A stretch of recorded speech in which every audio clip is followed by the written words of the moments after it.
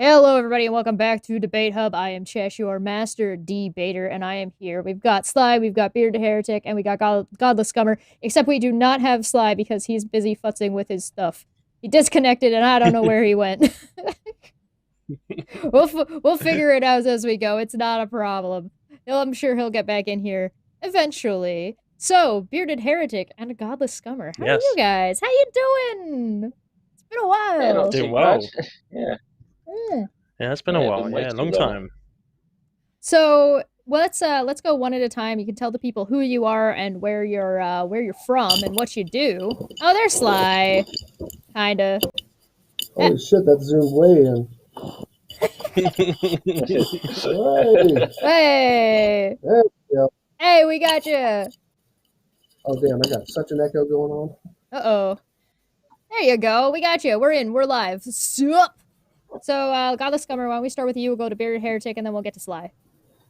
My name's Godless Scummer, aka Jeff. I just I'm an opinionated bugger on the internet, basically. So over here in the UK, so you know. Nice. Bearded Heretic, what about you? Yeah, so I'm Bearded Heretic, aka Luke. And yeah, I'm from the UK as well, if you couldn't tell from our accents. And I kind of got onto YouTube doing like some atheism stuff, got in that Answers and Reasons crowd. My background's mainly in psychology, so all the atheists online call me philosophy kid or whatever, but I'm a psychology person first. So yeah, I work in mental health, and yeah, it's good to be here. I'm an atheist. It's Atheist Anonymous, yeah. That's what we're here for. Yeah. This is our new call-in show. Hi, Bearded. How you doing, Sly? Who are you? What do you Greetings and do? salutations. I'm an IT guy, veteran, et cetera, et cetera. Born New Yorker, living in Germany, whatever you want to go through all that. Just about everybody who knows you, who would even know my name, knows that I debunk flat earthers, but not in the sense of just enjoy the argument. I enjoy doing the science and the experimentation. Very So cool. that's basically. And I am a chosen atheist, meaning that I was raised in the church and through nothing other than just pragmatic lifestyle, became atheist of my own accord. Very cool. And I think, Jeff, I don't remember if you mentioned that if you were an atheist or not, but I think we all know that.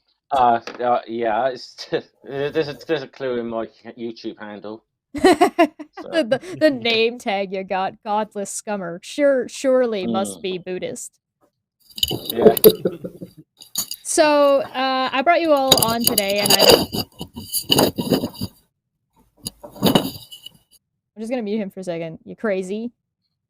That's using that microphone. Yeah, it's using it. Your microphone swapped when you came back into the call. Yeah, it's that. Shit. God damn it. We're very well put together here. We're all professionals. Don't worry about it. So let me see if I can go in my settings and change that shit. I believe didn't know in that thing even had a microphone on it. And now you know. Now you'll be able to hear the moon when you put it back on your telescope. Yeah, no shit. All right, so today we're here to talk about I recently had on a group of atheists to kind of talk about the atheist community and where it's at and how we feel about it, what works, what doesn't work, yada yada yada. And then I had a couple of Christians come on to tell me about their opinions from a Christian standpoint about what they've had to deal with and what they've put up with and what they like and what they don't like about the atheist sort of community and the way atheists kind of go about things. And for the most part, they were pretty friendly about it. They were pretty like, actually their experience had been mostly positive, except for Sal, who specifically had some issues when he started doing young earth creationist stuff. And I guess then the atheist groups kind of turned on him. Now, I had asked everybody in here to skim that video a little bit and kind of give me their thoughts in sort of a rebuttal-esque style what you guys How's it sound? sort of thought about that. No, that's the same one. What? It's the same microphone. Mhm. You don't believe me? No, I don't believe No, well, it. that's fair. Let's start with Bearded Heretic, then we'll go to Godless Scummer, then we'll give Sly some time to futz with his microphone. Yeah, so I mean, I watched the whole thing, and it was a very good discussion. I'm not sure how much there is to rebut, to be honest. There was a lot of stuff that I agreed with them, especially stuff around there being good support for Cindy. I thought that, I kind of have observed that. And then also like the kind of the duality of the atheist community, I think came across really well in what they were discussing. I think the main thing that I had that I probably disagreed with was, I think that maybe because they're not in the community, they're seeing it from kind of like an outside lens. They don't see the horrific infighting that there is throughout the community, and I think that maybe it was quite interesting for me, because as I was kind of observing or listening in, I was kind of like, wow, maybe even the atheists that are very anti-theist, like against theism, maybe they're targeting other atheists more as well. Because initially I thought it was just kind of like, answers and reason and us lot kind of criticizing atheists, and that being a little pocket. But maybe there is like maybe they're kind of fighting more atheists than they are theists as well. I don't know, but yeah, I thought that was quite interesting that they found it most supporting. But it was really good chat. Yeah, there's a couple of interesting political points that were raised that I was I was like, ooh. I was driving along. I was like, ooh. So, Spicy. Yeah. What do you think? Yeah, Godless exactly. Scummer? Yeah. Yeah, I'd pretty much agree with what Luke said. I said there wasn't a massive amount to really rebut in that at all. I could certainly believe a lot of people turning on Sal when it went to young Earth creationism. I can totally believe that. And I think just to reiterate what Luke's just said in a way. Yeah, I mean, maybe there is a little bit of underestimation of some of the infighting. There is certainly in online atheist spaces, without a doubt. There's definitely some groups that are pretty toxic. I think no one's going to deny that. But no, it was an interesting conversation. But it wasn't like there was I'm going to come on here and have like rebut everything that was said on that stream, because a lot of it I agreed with. So yeah, Sly, what are your thoughts? First is which mic am I on? You're good now. Okay, You're good now. good. The no, my whole thing, like I said, I skimmed through it as well. My whole thing is that I seem to run into it seems to only be a one-way street in that whole discussion of atheism versus monotheism or polytheism, where I have not met yet should I say, a person of faith who has not tried to sell it to me. And I don't find it. I mean, I don't know very many atheists. I do agree there are anti-theists and people who try and sell that there is no God and you're stupid for believing it and all this other stuff. But what I don't find is I don't find that the faithful are play on that same field. It seems like whenever you tell somebody that you don't believe in God, it's almost like they try and decipher why you don't, and then try and get you to believe, and that's always kind of bothered me. I just that it bugs me in the sense that that it almost sounds like a sales pitch sometimes. And like they feel obligated that they have to get you to understand their side, whereas atheists walk the world, enjoy our lives, and don't really seek that validation of belief or anything like that. Yeah, that's an interesting point, because there is something specific about, now, if I'm getting this correct, all of you are on the other side of the pond. Nobody in this call is from America. I'm from America. Oh, sorry. You're not in America right now. None of us are in America. Right, nobody's currently in America right now. Correct. And so Correct. it kind of gives us a really interesting different style, because I find that where I'm from, because I'm Canadian, I find religious people are far less openly put, or like, pressure, like that they don't, it doesn't permeate our politics in the same way. It doesn't permeate like my day-to-day life. If I'm like going out, there's very rarely, there's no billboards except for like the rare occasion that are like Jesus saves, but you kind of have to get out in the boons to get to find those signs. And then like over in the UK, I imagine it's also, or and as well over pond, it's a lot different. Yeah, I'm seeing Jesus commercials during live streams of football games, and I'm just like, really? I mean, really? The no, Where's our I satanic temple NFL commercial? yeah, something. And I mean, I don't get that, but I mean, to each his own, I guess. There's also foods that they advertise that I don't like, but that's a personal opinion. That's fair. The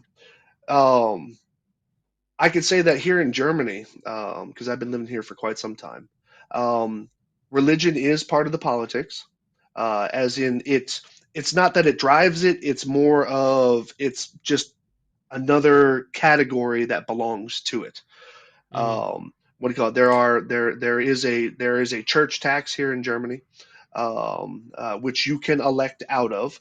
But if you elect out of, then you can't get married in a church and a couple other little drawbacks. I guess you gotta, if you don't put in, you don't get out. But and even one or two of the political groups here in Germany, at least one or two of them, one or two of the major ones, are, I mean, they have Christian like in their name, and Right. And all this. But while the church does have its presence here, I would say that you don't walk around and see people preaching God everywhere, and you don't see people, should I say, throwing it in your face. And so I don't know. I can only speak for Germany. I can't speak obviously for the UK because I've literally never been there. Yeah. Well, yeah. I mean, the UK is, I think, probably very similar to Germany in a lot of respects, in the sense that we have a church, a state church, with the Church of England, which the now king, have to get used to saying that still. The king is the head of, and obviously he's also a head of state. In everything but for actual practicality, like it's all pomp and ceremony. So for us, it's weird because and this is like a paradox that I just don't understand, is that the UK has a state church as a head of state that is the head of that state church, and religion is kind of like filtered into our politics in a lot of ways. Like, politicians have to take oaths under God and stuff like that, but it doesn't really affect our daily lives unless you're involved in a church. You occasionally get Jehovah's Witnesses and Mormons knocking on your door and stuff like that, and you see people holding signs in the middle of London and stuff like that. But yeah, for the most part, you can get on with your life, and for the majority of it, God doesn't even come up unless people are like kind of really religious. So I think, yeah, I'd say the majority of the time it's not really something that's discussed, and I think that's something that was hard for me to bridge the gap when I first kind of reintroduced myself to atheist content on YouTube and Twitter.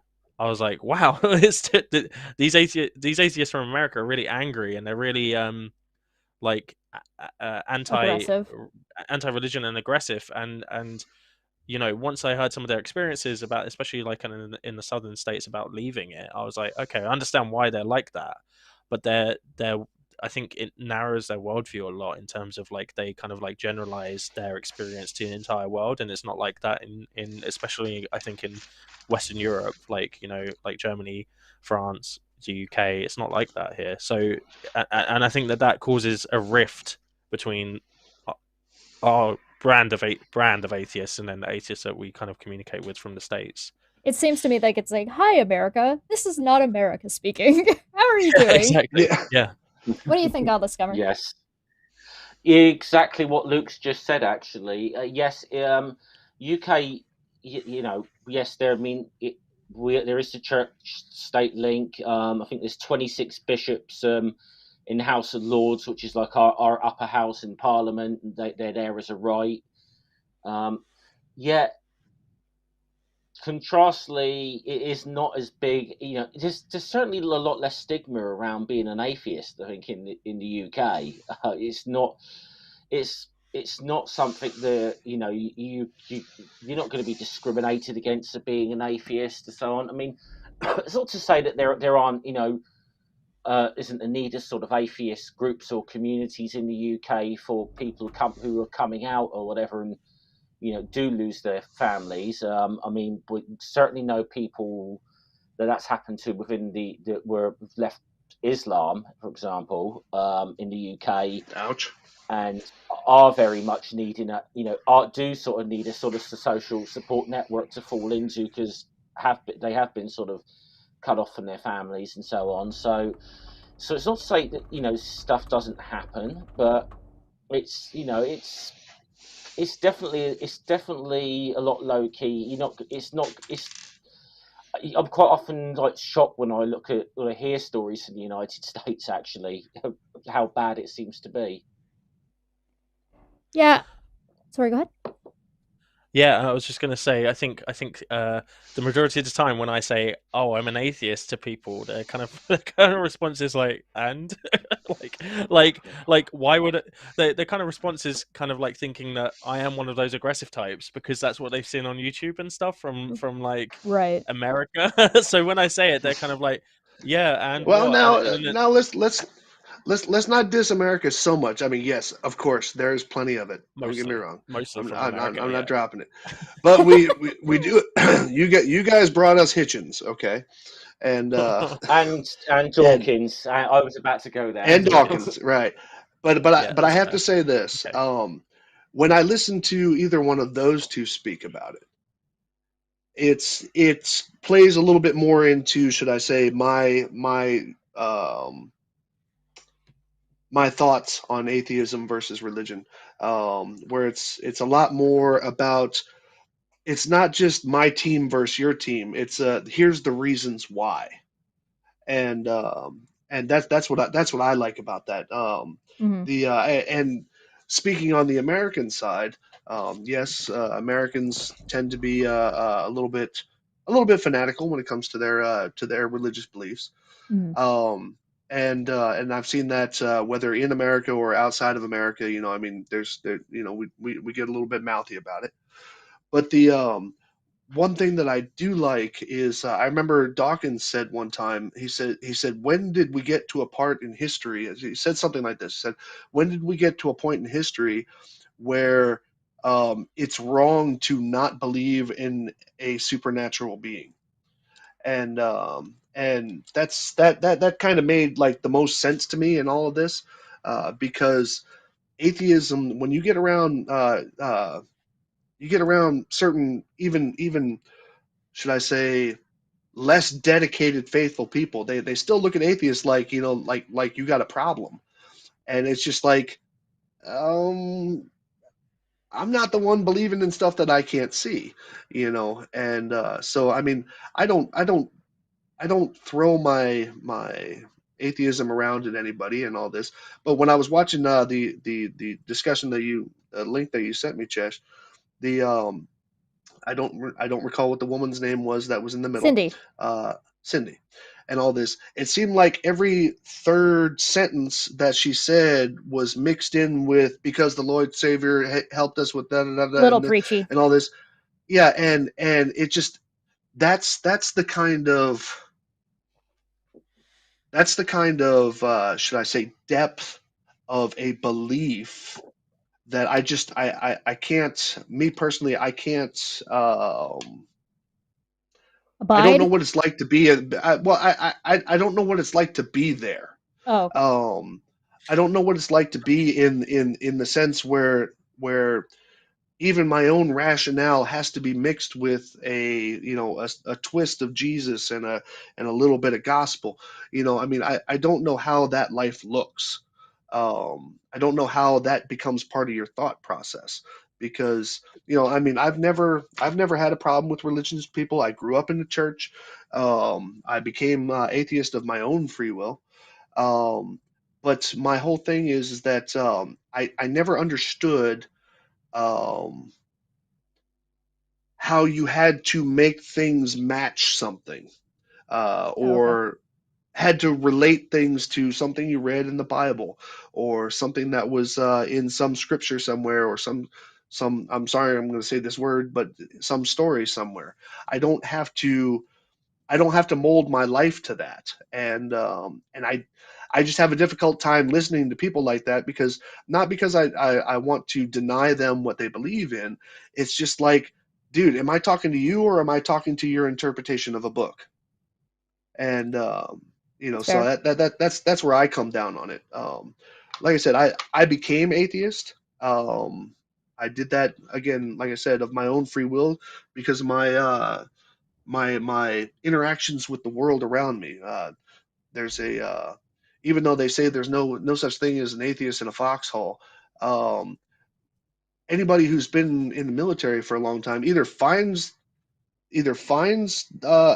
religion because there are things that they have either have been a part of or needed and need to believe in something. And then there's the other half of us who see the shit that's happened, and you say, how did a god let this happen? Go the other way. And Yeah. and so that's kind of where I'm at on it. But I see. I think Bearded Heretic's got something about along the lines of the psychology, or along the lines of the kind of thought process of how you can kind of get wrapped in. Yeah, I mean, I was going to say, I think that kind of because I think that being part of a group is kind of essential for some people. Like having some form of identity is key, and I think that language is that's what forms it essentially. Is the fact that this is me, this is my identity, and that's the like, if we think about an identity having different facets. Most of us have kind of like many different facets to our identity, and therefore we don't need to kind of rely on just one single thing. But some people, that's all they have. They only have this one facet to their identity, and that could be their religion. But and I guess this can happen to anyone in any kind of like group.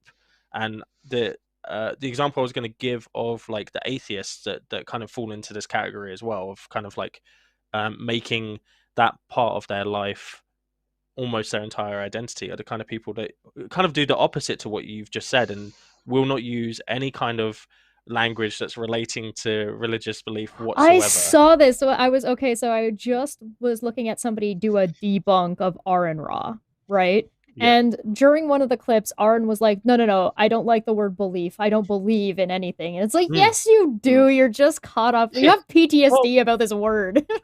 Yeah, exactly. It's almost yeah. like an allergy to it, isn't it? Yeah. And it's really weird, because then you can get them into weird little holes by saying like, okay, so you don't believe that a triangle has three sides, and they have to say no. they have to say no, I Right. don't believe that. The other one is like, if someone sneezes and you say bless you, and they say, oh, don't say bless you to me, because that's I'm that's an religious atheist. language. Nothing And it's happens when like, you die. That's an yeah, old Dane Cook yeah, joke. yeah, and it's Oh, the scummer, you got something?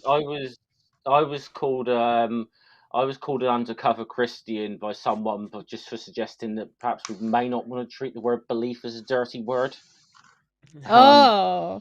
That's I'm not a real atheist. I'm an undercover Christian now, but just suggesting that. We're all undercover Christians because none of us are currently sitting in America, obviously. Right, we're all closet Christians. Mm-hmm. So I was wondering, because we did cover something in that previous video where we talked about sort of the way the atheist community reacts to specific things. So if somebody coming, I do think there's like an evangelical side of the atheist community. I don't think it's very. What rapture are we on by now? Oh, I don't know. 17 probably. Something like that. Yeah, I mean, there's been more raptures than Bond movies. I mean, come on. Oh, that's a lot. There's I think there's an evangelical side of the sort of the atheist movement, particularly in America. But I think we can give America a little bit of leeway because a lot of the anti-theist atheist conduct over there is counterculture. Right? Because the Christianity there or the religiosity there is so high, the atheists need to be at that level to make any kind of change in the first place. Mm. Yeah, absolutely, and I think I guess the problem comes in when because America, I don't know if America or Americans realize this, but American culture influences British culture like quite considerably. Mm. A lot of the media we consume is American. We can have a lot of British media as well, but you know, like a lot of the movies are Hollywood movies, and the TV shows are American funded I'm sorry, I TV loved shows. IT Crowd, but you know. Yeah, we have a lot of good comedies. I have to say that. Then you've stolen, Mm. which is Now. Let's not get Big Bang versus IT Crowd. Come on now. No. But I think that there is actually a growing population of atheists in the UK that are like those kind of like very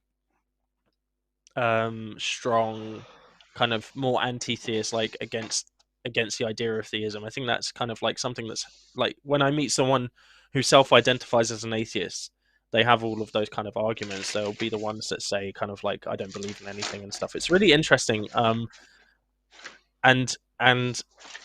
not something I'm very happy about. because as I think Godless Scummer and I have said, it's not as big a deal here, the religion stuff. Some people are in really kind of like culty kind of religions, and some people are in like heavily religious here, but it's the vast majority of people, I think, is just like kind of just pottering along and doing their own thing. The most religious religious adjacent or like involved in activism that I think I've seen recently in Canada was the truckers and the COVID truckers. Because like a lot of that had to do with like although it wasn't directly about protesting a religious type thing, like it wasn't like an abortion protest, but it very much came from like this religious seed that was germinating in America that managed to spread its way up into Canada because it was truckers who go back and forth, right? Right. Well, to touch on something that he said a little earlier, I strongly believe, and only because of the fact that I've actually experienced it. I strongly believe that more than anything, regardless of whatever message and whatever, how do I put it? Regardless of what faith you have, you know, whatever denomination of faith you have, I strongly believe, because of the fact that we are communal beings, that 90% of at least modern religion, aside from making money, is a play on a need for community.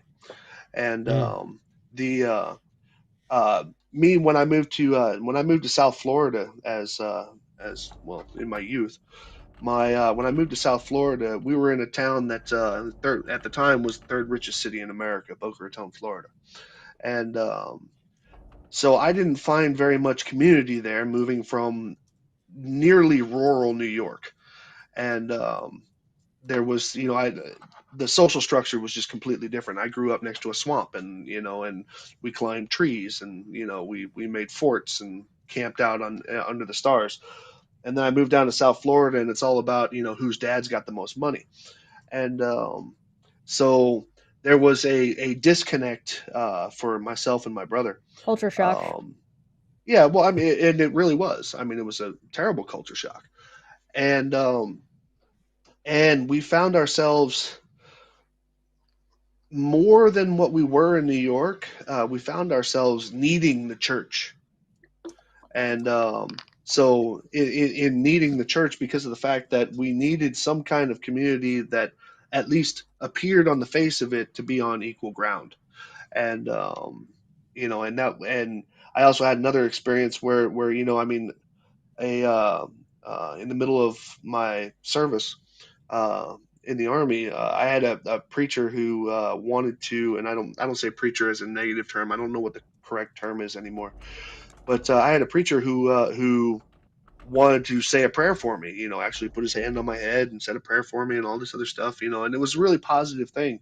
And I remember feeling quite emotional about it because of the fact that it was one of those. It was during one of those trying times that I had in my life where I, you know, there's uh, there's a lot of things that the people around you don't get when you're in the service. There's a lot of things that civilians don't understand about, you know, serving in the military, and some of the things that you have to go through. And I'm not talking about war stuff or anything. I'm talking about just kind of like the mental and emotional sacrifices that you have to make just being as part of the military, and having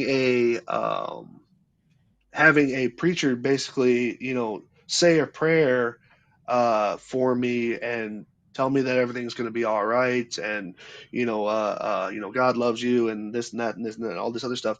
You know, I mean, it was something I needed to hear at that time, and I mean, it really, it genuinely made me feel better.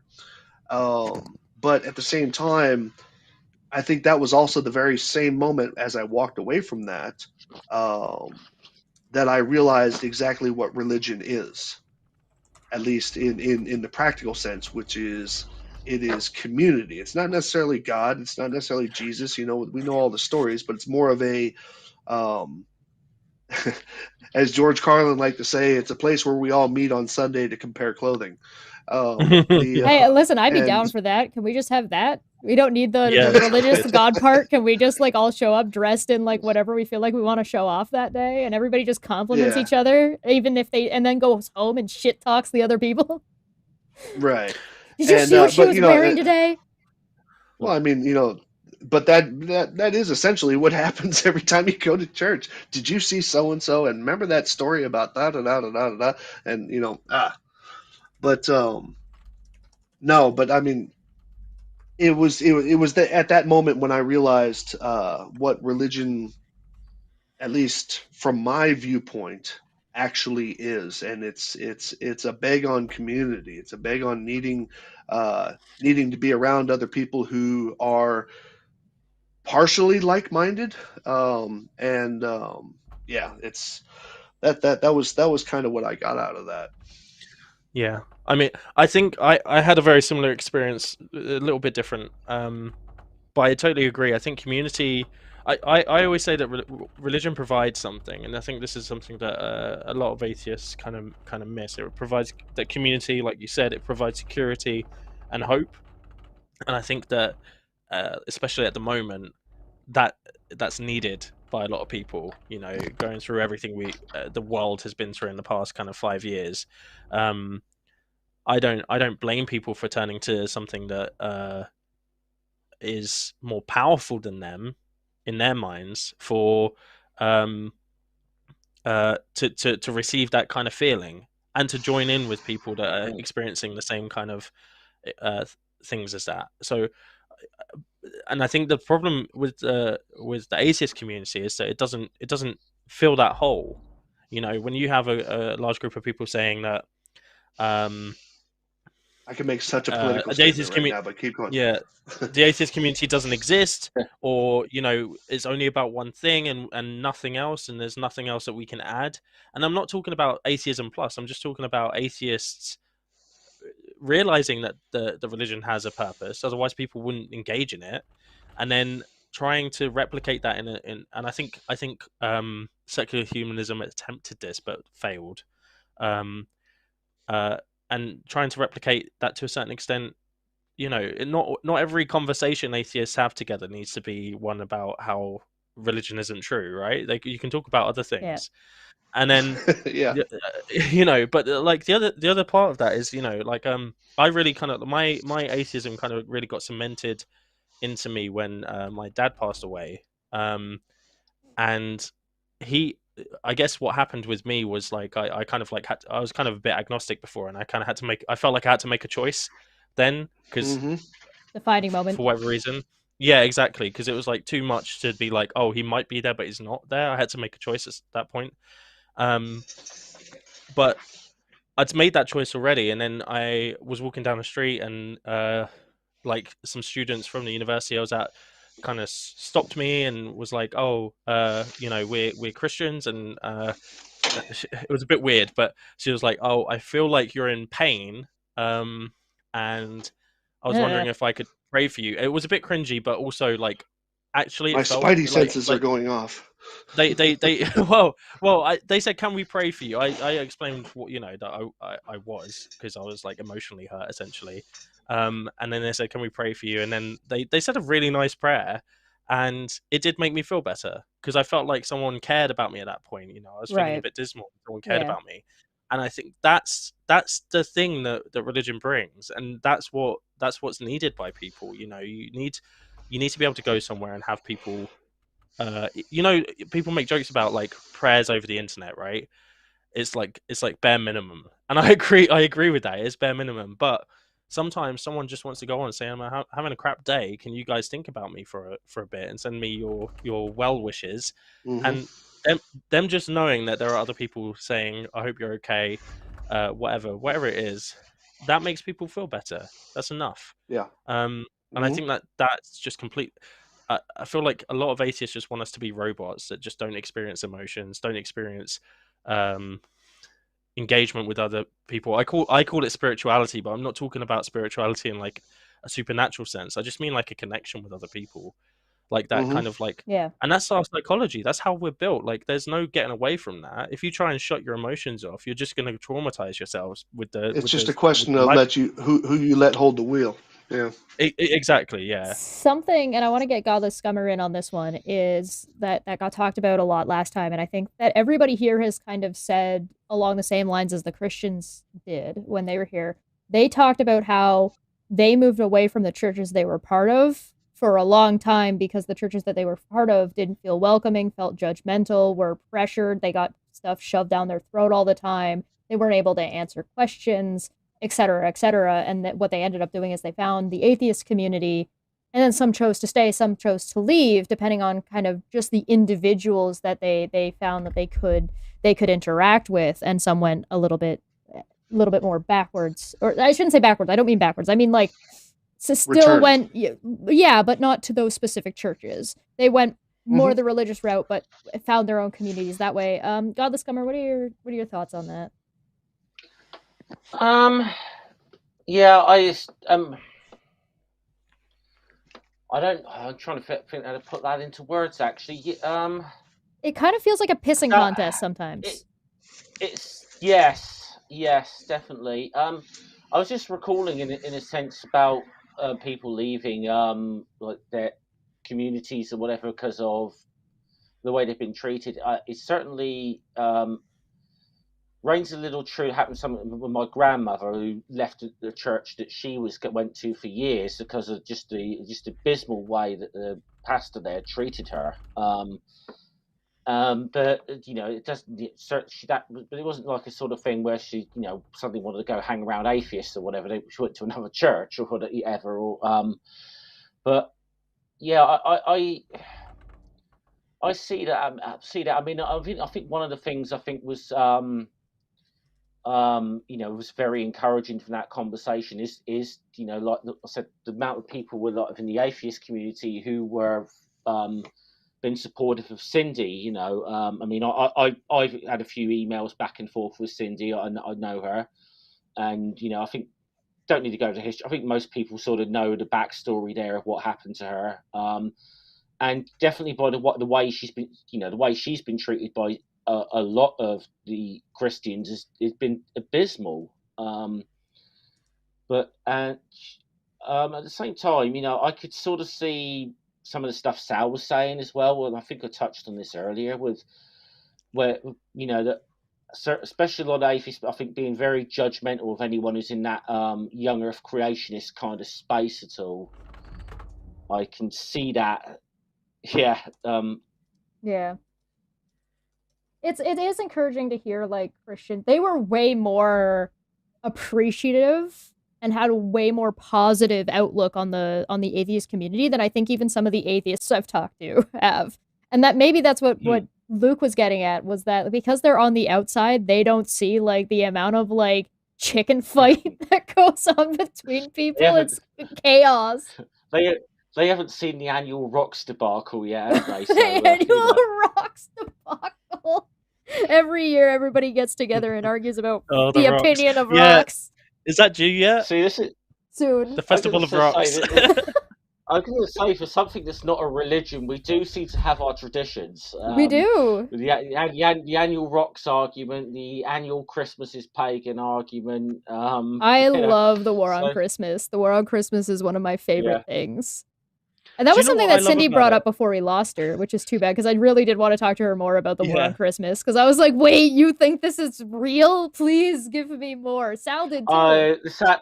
The sad thing is, I actually called my stream I held on Christmas Day my War on Christmas. Yes!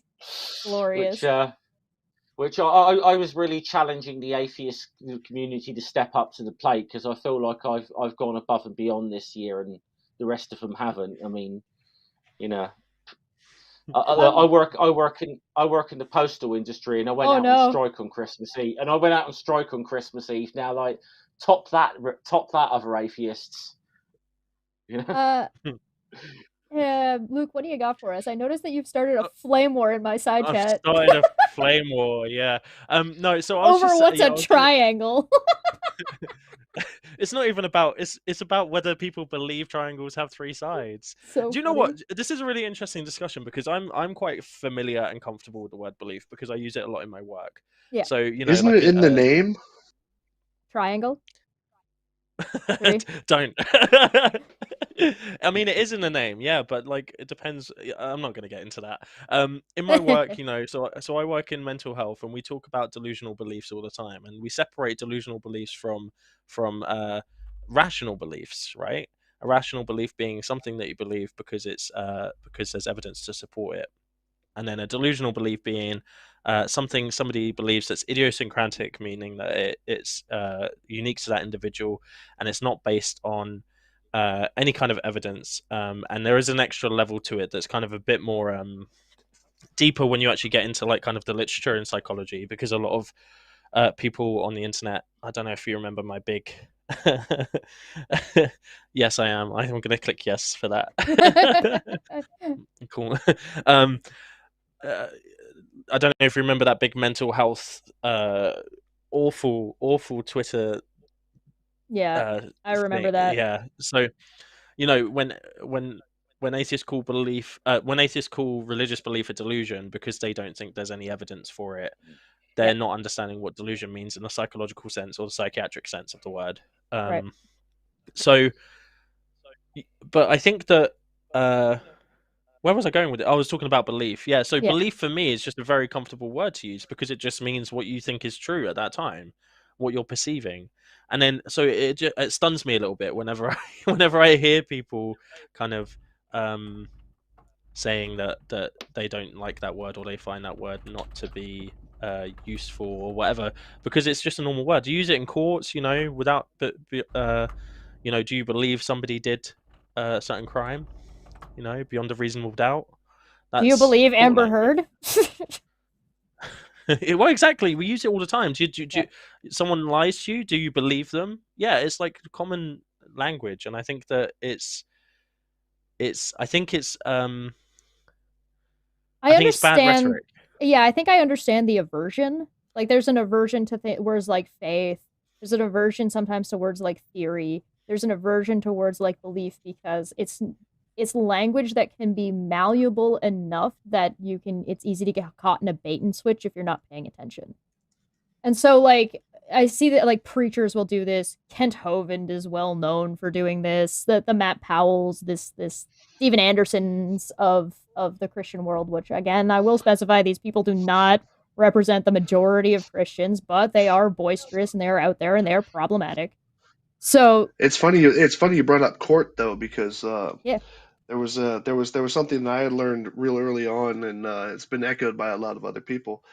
When you go into court, you used to, now it's not as prevalent. You used to put your hand on the Bible and swear to tell the truth, whole truth, nothing but the truth, so help you God. And then 10 minutes later, if it's a murder case and you say, why did you do it? And say, God told me to do it, they put you in a crazy house. So Right. it makes you, that doesn't make sense. That doesn't mix. Yeah, there's a lot of a lot of times people sometimes will use the court analogy, and like in some cases it works a little bit, in other cases it doesn't, because it's like, okay, but beyond a shadow of a doubt, etc., where you get into Yep. flipping, you get into flipping words around, or like the burden of proof, and like Oh no. deciding Yeah. who has the burden of proof. Mhm. The court analogy does not work for that, and Yeah. people try and use that one, and it's like, no. Well, The legal system doesn't in America doesn't work like that. But when it Yeah. comes to like, what is it? What was I just saying? Roll it back. Evidence is like whether or not something is Evidencing? convincing. Yeah. Whether or not something is convincing beyond a shadow of a doubt, and then you get the conflation between knowledge and belief, or knowledge and certainty. I find that one gets mixed up all the time. Well, and I think the thing with evidence as well is like, because I ask this question to people on Twitter as well when they say that there's no evidence for religion, Sure, there is. and I say to them, okay, so imagine you're someone's murdered, and their neighbor says that they saw them, goes to the police and says that they saw them kill that person. Is that evidence for the person that they're saying killed them? Yeah, it's evidence. Is it good evidence? Probably not. It's not But enough it's evidence nonetheless. Yeah. It's not enough evidence, But the thing is, the interesting thing is that there's a disparity between how the courts. So atheists love, and I say atheists like I'm not one of them. I am obviously, but atheists love a court analogy. They absolutely love it because they see the courts as the epitome of like investigation and deciphering what's real and what's not real, essentially, and making decisions. I think if you actually delve into that, I don't think most of them actually believe that. No, well, that's but it's kind of like that's the image that's of a court, right? Yeah. And then, but the thing is with court analogies is that if you're going to use them and you're going to use them literally, not just like as a metaphor for something, you're going to say this is a rule that we stick by because it happens in a court. Then you have to open that up to all the other rules a court uses, right? So if someone says then, okay, well, is eyewitness testimony a valid source of evidence for God? They'll say no, it's not. But eyewitness testimony is one of the most valid sources of evidence in courts because usually it's all they have. Right. So there's a disparity. So I think that it's not very well thought out, and I think it's what it is it's repetition from thought leaders. You get these big thought leaders, they say something and people take it, and they don't really take the time to break it down. They take the bite and they run with it. Yeah, exactly. Rather than trying to disassemble the thought and then and that's bad. Everyone claims to be a good skeptic. That's bad skepticism. Right. If you just hear something and then repeat it, that's not actually digging deeper into what they're saying and seeing whether they're right or not. There's a Twitwit in the chat had asked who gets to create, and I think they mean define, the evidence. And I think that that's something that the atheist community does struggle with, about being consistent about what is and is not evidence. And so I can kind of understand when the religious people who they're talking to start getting frustrated because it's like you're not being consistent.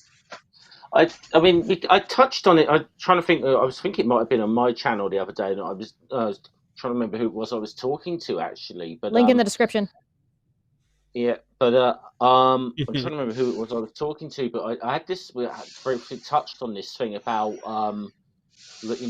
what is evidence or whatever. And there's definitely obviously a tendency towards sort of scientific, more forensic style of evidence or whatever. With especially when so there's no scientific evidence for God. Yeah, okay, I totally accept that. I accept that there isn't. That's but it's also something that is untestable. So things like I said, personal testimony, whatever it be, whatever. I've always sort of cautioned people not to say outright there's no evidence. I mean, I'm easy to say there's no evidence that convinces me of God's existence is just the way I tend to go with that personally. But I find you run into this problem where if you say you're looking for scientific evidence of God, you run into this problem where if God is outside of the bounds of our general physical universe, you're dealing with something that science, as it is stands now, doesn't delve into at all. That's just not what science does. Yeah, and I think there's a big issue there with kind of like empiricism in general, because there's a different standard for I think people that claim only to believe empirical data, one, falling short of the holes that science has with the restrictions in the research methods. Yep. And then two, they're also not accepting the fact that they do believe things without empirical evidence in the rest of their lives. It's so weird hill to die on. It's just a really weird hill to die on that doesn't really make any sense to me. There's just really too much going on there, because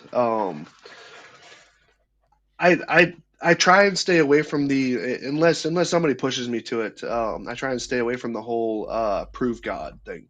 Yeah. Only because, number one, look, we base science right now on things that are theoretical, that we know will never be proven, and things like Big Bang Theory. We know that we are never going to go back in time and actually see the Big Bang happen. It's just never going to happen.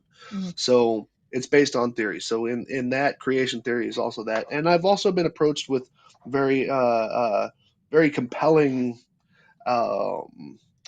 responses to that. And one of the responses that I get to that is prove the existence of your great great grandfather. And it almost sounds silly and stuff. I mean, because obviously I became, so therefore there had to be a great great grandfather. But the whole proof aspect doesn't really interest me all that much, because we're talking about things that happened thousands and thousands of years ago, and so it's like, how I even accept the fact that there is currently no archaeological evidence of Jesus, but at the same time, do I use that? No, because it's not like we have the standards of, should I say, collection and categorization of today, right, 2,000 years ago. So it's right. not like, looking I found this phone book from 2,000 years ago. Right. And Same page. it's funny that Same we came on the page. same thing there. Yeah. And I mean, I can't pull up a phone book from 2,000 years ago that says Jesus of Nazareth in there and here's his address. Right. And I mean, you just can't do that. The standards didn't, the standards that we hold today cannot be used against some things in the past because of the fact that they just didn't exist. And I can't say show me a photograph of Jesus because there was no cameras. I mean, where does that proof end?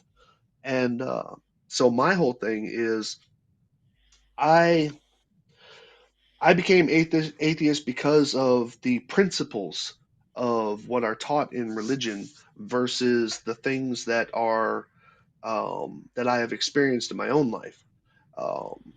And I remember the day that I finally decided to not become agnostic, not be on the fence about it. I remember actually the day that I became atheist, or admitted to myself that I was an atheist.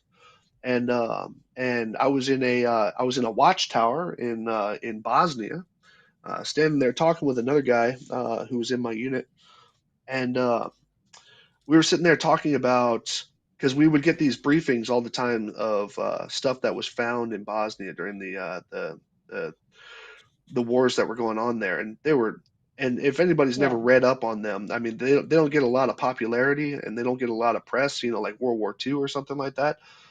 But if you want to read about some downright dirty shit, read up on the wars that happened in Bosnia and Kosovo and all that.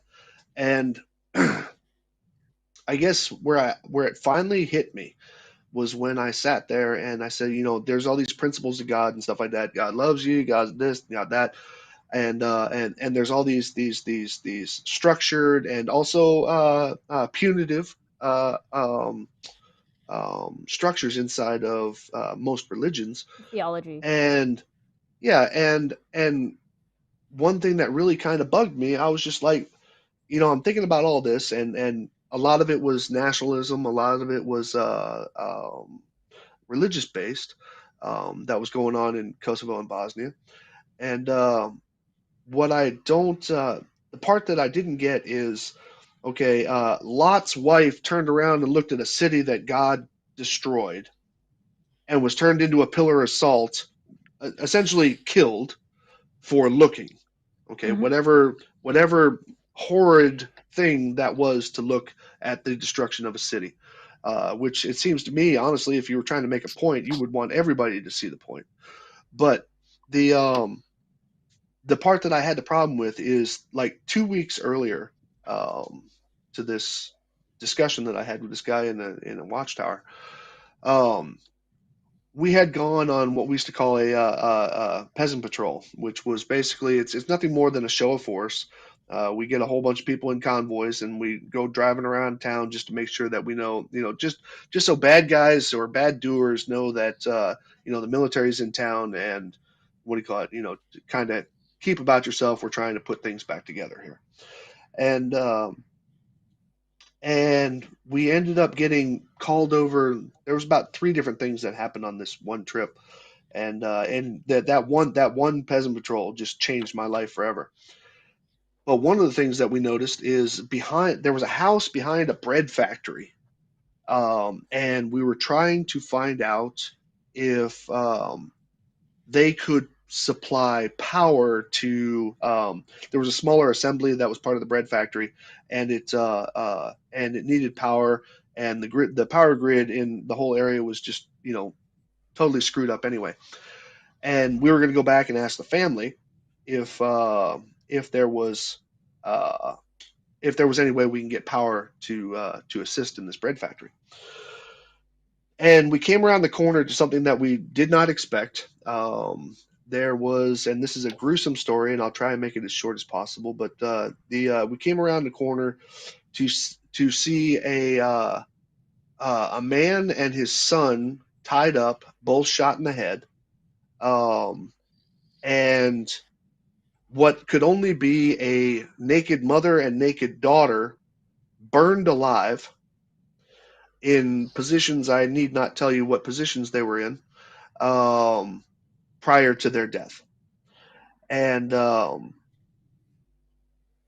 I mean, that's one of those things that I mean, it's one thing if you are intending to go see something like that, you can mentally prepare yourself. If you're a crime scene investigator or something like that. I was just a soldier, Walking around the and none of corner. us, yeah, none of us were expecting what we saw. We were just technicians, and what do you call it, with one or two infantry guys, and seeing stuff like that. And now that being traumatic in itself, you come back to the discussion: who lets this happen?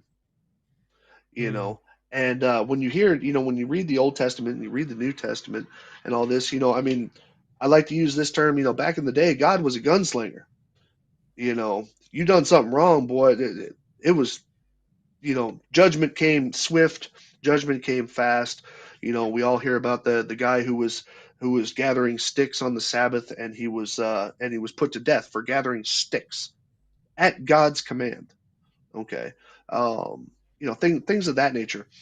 And but then you turn around to this and you see shit like this happen, and then obviously every 5 minutes you hear something terrible on the news. It doesn't mean that every 5 minutes something terrible is happening, but it's just the fact that they happen, and the only retribution you hear from the church, or the only kind of punishment that you hear from the faithful, is they'll get theirs someday.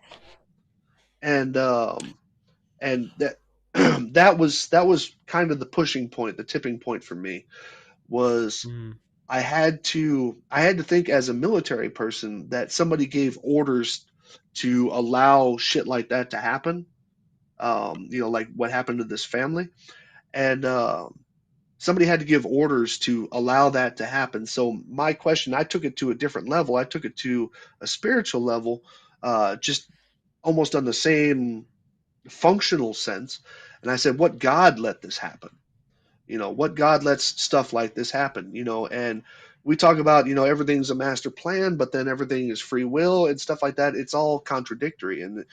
And I believe, yeah, it was in that tower having that conversation with another guy, that I realized that no, I'm not down with religion. I'm not down with this whole, um, at least should I say um, I almost want to say the parental side of it, the side of it where we are God's children, and what do you call it, and things are supposed to happen a certain way, lest thou be punished, and and all this other stuff.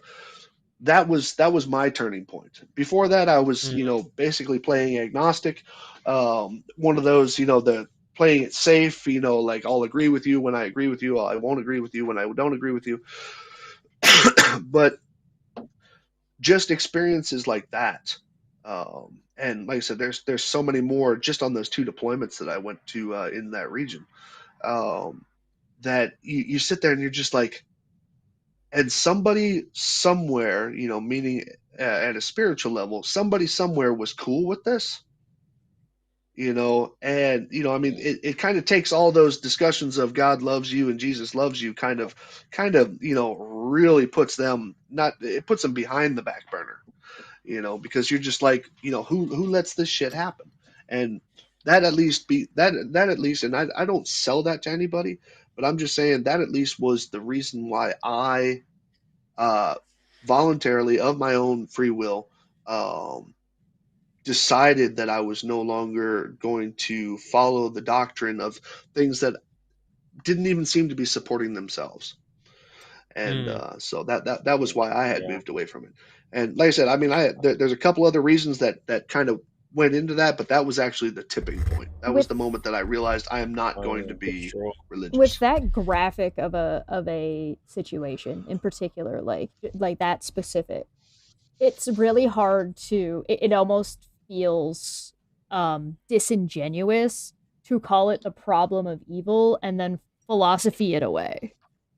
Mm. I mean, I was thinking of the sort of quote attributed to Epicurus, the philosopher, there for a moment there, but I don't even know that does it justice, Yeah. I'm gonna play devil's advocate to a certain extent. Firstly, Sly, thank you for sharing that story. I think that one, it's really great to hear someone actually give a reason for why they don't believe in God anymore. And two, that must have been awful. So thank you for sharing it with us. I know someone whose father is a funeral director, and I think he's kind of got the opposite approach to you, Sly. So he's obviously works with death, that's his job, and he's kind of an expert in embalmer. And one of the things that he had to do was go over to, and it's not I guess it's not person on person, like kind of evil act. It's more of a massive tragedy. So you remember the tsunami, I think in 2008 that Right. hit Thailand, was it? So obviously there was a lot of bodies there, and they had to embalm them in order to identify them because there were so many people that they had to ship people out essentially to do that, and he was one of the people that they shipped out. And in discussions with his son, who is the person I know, and because his son is Christian, I've spoken to him on my channel. He's one of the Christians that I spoke to on Ask a Theist and Ask an Atheist, Nick. So he, I think his faith is how he copes with those kind of like that trauma to a certain extent. I think him having that. Yeah, him having that concept of there being something after, something greater, gives meaning to those deaths rather than them being just mindless or needless.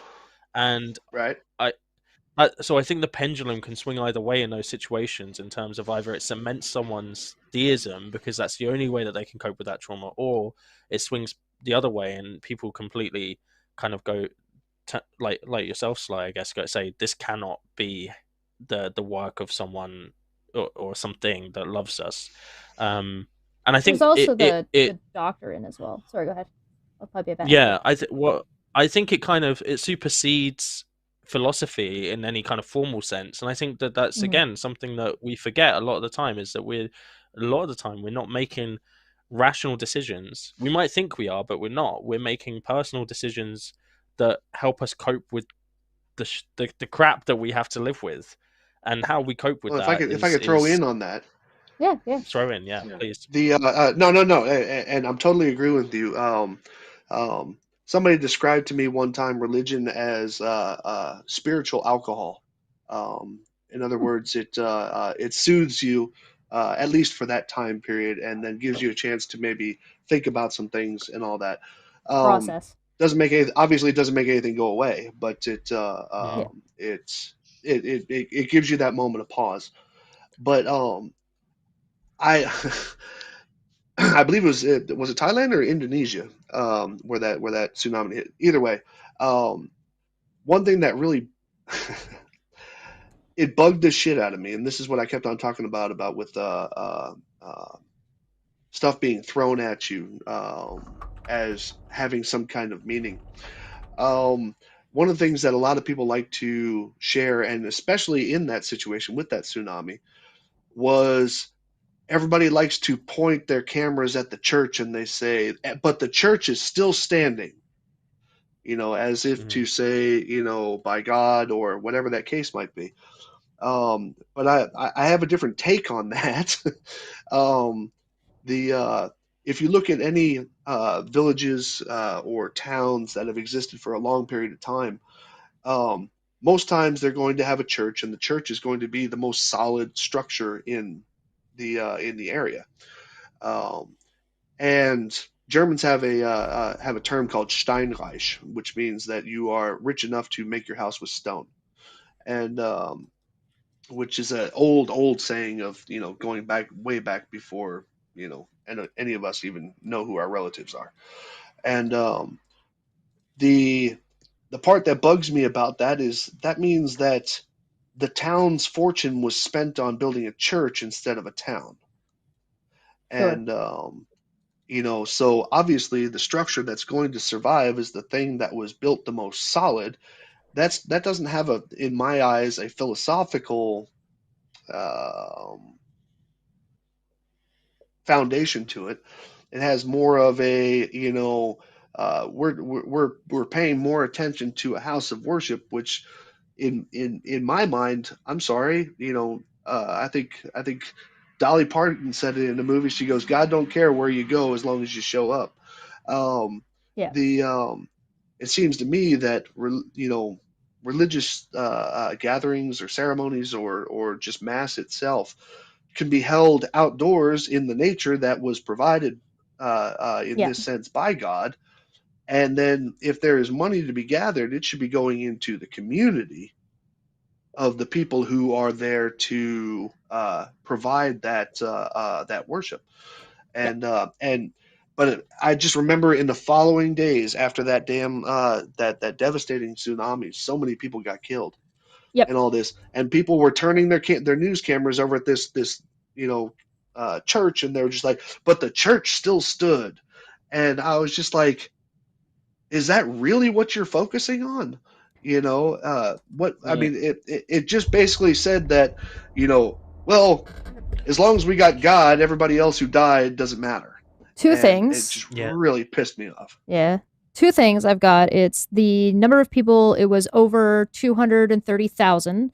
It was in Indonesia, India, Thailand, and 10 other countries. So it happened in the Indian Ocean. So the tsunami hit both Thailand and Indonesia and a bunch of other places. Just so we get our facts straight about where we're talking about. Yeah. Thank you. So we're both right. That's good. Yeah, you're both right. So how dare we? Oh my god, I googled it. But you know what? That's another thing. That, you know what? Us laughing about that right now is something that I find most most important. I always see a lot of religions, and they can't agree on anything, and they actually staunchly refuse to agree on certain things, and whereas more practical people, I would say pragmatic people like me, people who how do I put this? people who look at things, who don't try and make something fit, are not afraid to be wrong about something, or at least be incorrect in, off the cuff remarks. Yeah. And Well, I know some people don't get tied to their off the cuff remark. They don't get married to it all of a sudden to be like, no, I have to be right about this. That they're not like attached to it. Yeah, and that plays into the but identity. I mean, this wasn't even a dispute, but it was just oh yeah, well, my bad. I mentioned the wrong place, or I mentioned a different place than you did. Yeah. And I love the ability to, even if not state, but I also love the ability to have that conversation about, a misconception, or a misstep, or just a false recollection. Well, yeah, you're talking about the overall point. We're not going to nitpick each other's like technicalities or like the fact of the matter, because the fact isn't the point. The overarching issue point is, or argument. Exactly. Sorry, go ahead. I got one other thing after that. Yeah. Go ahead. I was just going to say, I think it's kind of linked to what Sly was just talking about, but I think it's something that we can all consider, because I think in-group out-group bias is probably one of the worst offenders, or one of the worst things that causes interpersonal disputes, more than anything else. I think that when you have a group that you identify with and an out-group that you don't like, that's the thing that causes, like, and you can look at all the worst atrocities in history, and that's pretty much at the core of it if we simplify it down to one thing. And there's a great line from Macklemore, of all people. I really appreciate Macklemore. But he has I think it's in. Yeah, I'm not going to quote that song, I'm afraid. But I think it's in Same Love, which is kind of about, it's pro LGBT QIA plus, and he has a line in it that says, "It doesn't matter what God you believe in, we all came from the same one." And I'm like, that makes perfect sense. Like even if you don't believe in a God, I guess that's, that takes it off the table. But every religious person who believes in a God, it doesn't matter whether someone else believes in a different God, you still believe that your God created that person. Right? So, and it's like that attempt to unify us as a like a collective, like we have differences, but we should also be unified as like we're people, and we should treat other people the same way. And I think that's missed a lot of the time when we're interacting with people we don't agree with. We see them as an out group. It's like the first thing we should see them as is as a person, and then we should see them as the thing we disagree with, and then you're allowing yourself to have something that you relate to that person. You potentially start running into the paradox of tolerance, and then you kind of have to start drawing lines and making decisions. Well, I think that after it's you acknowledge that, yeah, like I think even if we consider people that have done bad things, for instance, it doesn't. Sure. There's obviously a scale of how bad things are. My master's degree was in forensic psychology, so I have an understanding of the psychology of criminal behavior or whatever. And in order to have done that degree, I had to believe that people that have done bad things could be rehabilitated to not do bad things in the future. That they have some level of redemption in them. Because if you don't believe that, you can't do a degree that's about therapy for people that have offended, right? You just can't. So for me, it's kind of like there are things that if someone's too dangerous or is there is not able to kind of take on board the therapy for whatever reason, then they shouldn't have access to society. It should only be when they're safe that they have access to society. But at that point, we need to be. And I don't know why. How do we get? Oh, the tolerance thing. Yep. We need to be seen as a person and looking into their background and thinking about why they made that decision. I always find it interesting that the first thing people do is label that person as if they that's all they are, and they don't consider that person is a complex human that may have had like trauma or something. And that doesn't excuse behavior. I think there's a real key difference here between excusing and explaining. Yeah, it explains behavior, and then because if you explain something, you can prevent it. Exactly, yeah, precisely. So understanding what happened and trying to prevent that in the future should be the goal. But there's like kind of like I think it's the media a lot of the time that just say like, oh, like the way that the media presents villains is usually not as complex characters, but as people that just want to do evil things for evil's sake. Yeah. And I think that's the characteristic. That's the kind of like the script that people have in their head for how people that do bad things are. I think When people are actually it's like, lazy as well, and it's convenient to in and out and tribal up. Go ahead, Goddess Summer. What do you think? Yeah. Yeah, I mean, it's people will tend to go to easy solutions. It's sometimes what Luke was saying about like the media and so on. They'll put something out about someone. This person's a villain because this, that, or the other, whatever. It offers it offers something that's very just something easy answers that don't really require a lot of thought or analysis, and sometimes it's just very easy for people. And I think we've all sometimes been guilty of it. I know I have been. I think we've all been guilty of just looking for very simple, easy answers for stuff that sometimes is more complex than we initially give it credit for. Absolutely. I've seen enough times, and I was agreeing with you. I just didn't have my mic on. I saw how many times do you see a news report about some crime that just took place, and they're searching for this guy and all this other stuff. It's a crime that hasn't even been Tried really yet. officially tried. Yeah, and this guy's already being portrayed as a criminal. But here's what you always see, right? You always see now. Let's say that in the tragic case of somebody being shot, Mhm. okay, and they think it was this other guy, and whoops, yeah, okay, and they think that it was this other guy, and the pictures that they put up on the news, Yeah. the guy who got killed, it's always his prom picture or his high school picture, Yeah. where he's like the picture of happiness, the American dream, and all this other stuff. And then the other dude, they find some picture where I don't know, it looks like he's taking a shit. He's just like it looked Yeah. like he's evil Or incarnate. he's holding a weapon. And yeah, or something like that. But they don't even know. They just know that the police said that they're searching for a guy and all this. Do they know? I mean, and I mean, don't get me wrong. There are some cut and dry cases where they actually know who it was and all this other stuff. But even then, they already put the feeler out, trying to influence people's decisions, Right. without even knowing anything about what happened. There was. I mean, why is it? Why is it never the victim, flipping the bird at the camera or something like that? I mean, or fighting with police or whatever, right? Or unless they don't like the guy. George Floyd is a good example of that situation. Where they go the other way and they try to paint the villain or the victim as the villain because it's the police who are the aggressors in that situation, or the criminals in that situation. Yeah. And it doesn't even like whatever your opinion about, by the way, George Floyd and stuff. That's a conversation for another day. Your opinion can be whatever your opinion is, but the facts of the media matter, does like to rush to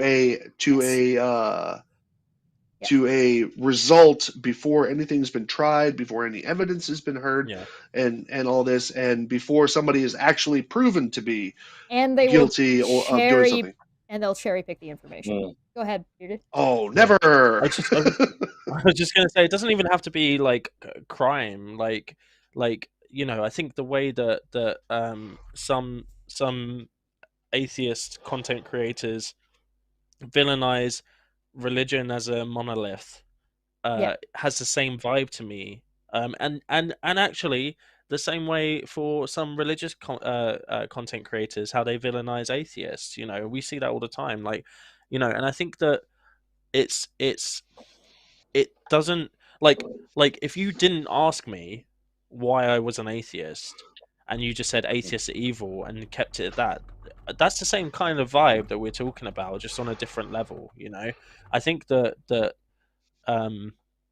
humanizing people and then it just gives you that extra layer of allowing you to communicate with them in a way that is different to how you would communicate with someone that you just hated because of one aspect of their life. Something you didn't like about them. Yeah, that actually brings up an interesting point that Sly has touched on and Godless Scummer touched on as well earlier on, and I think it's a good time to bring it in, is once upon a time, the atheist movement tended to be not about whether or not God exists. That wasn't the discussion. The discussion was about whether or not religious groups, whatever your beliefs are about God, are harmful because of the beliefs or the dogma that is taught within the religion.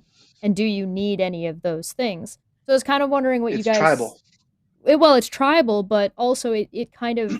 The discussion about whether or not a god exists somewhere, about whether or not it is a particular god or not, seems to me to be taking what I would say is too much of a front stage, when what people really ought to be discussing, the pragmatic thing that people ought to be discussing is this religion harming people in one way or another, and can we prevent that? Because do atheists really care if somebody personally believes in a god if they're not out protesting LGBTQ plus people's getting married? Do they really care? Mm-hmm. If it's not in the politics? I mean, I think one thing that I saw in the political arena in the States, this is why I had said to you a little while ago there, Bearded, that that I can make a political point. Currently, right now, the big fight, and I kind of actually follow this. The big fight is conservatism versus liberalism, or at least that's what it's titled as. I'm going to say it like that because I think both of those titles get misused. But the difference is that one is fighting to conserve something. Therefore, you have to actually identify villains and people who are against you. So therefore, it's easier to unite, should I say, your tribe when you have a common enemy. We've seen that happen. We saw that happen in World War II.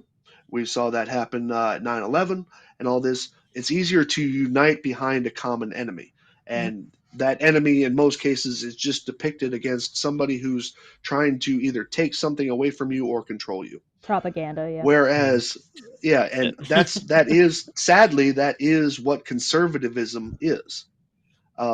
They are trying to conserve this set of values, this group of things, and all this, and anybody who's against it, has to be bad, and so that's why conservatives, conservatists, can put up a better fight, because they actually know what they're attacking, whereas liberals, in the true sense of the word, are trying to just let everybody live their life, however they feel.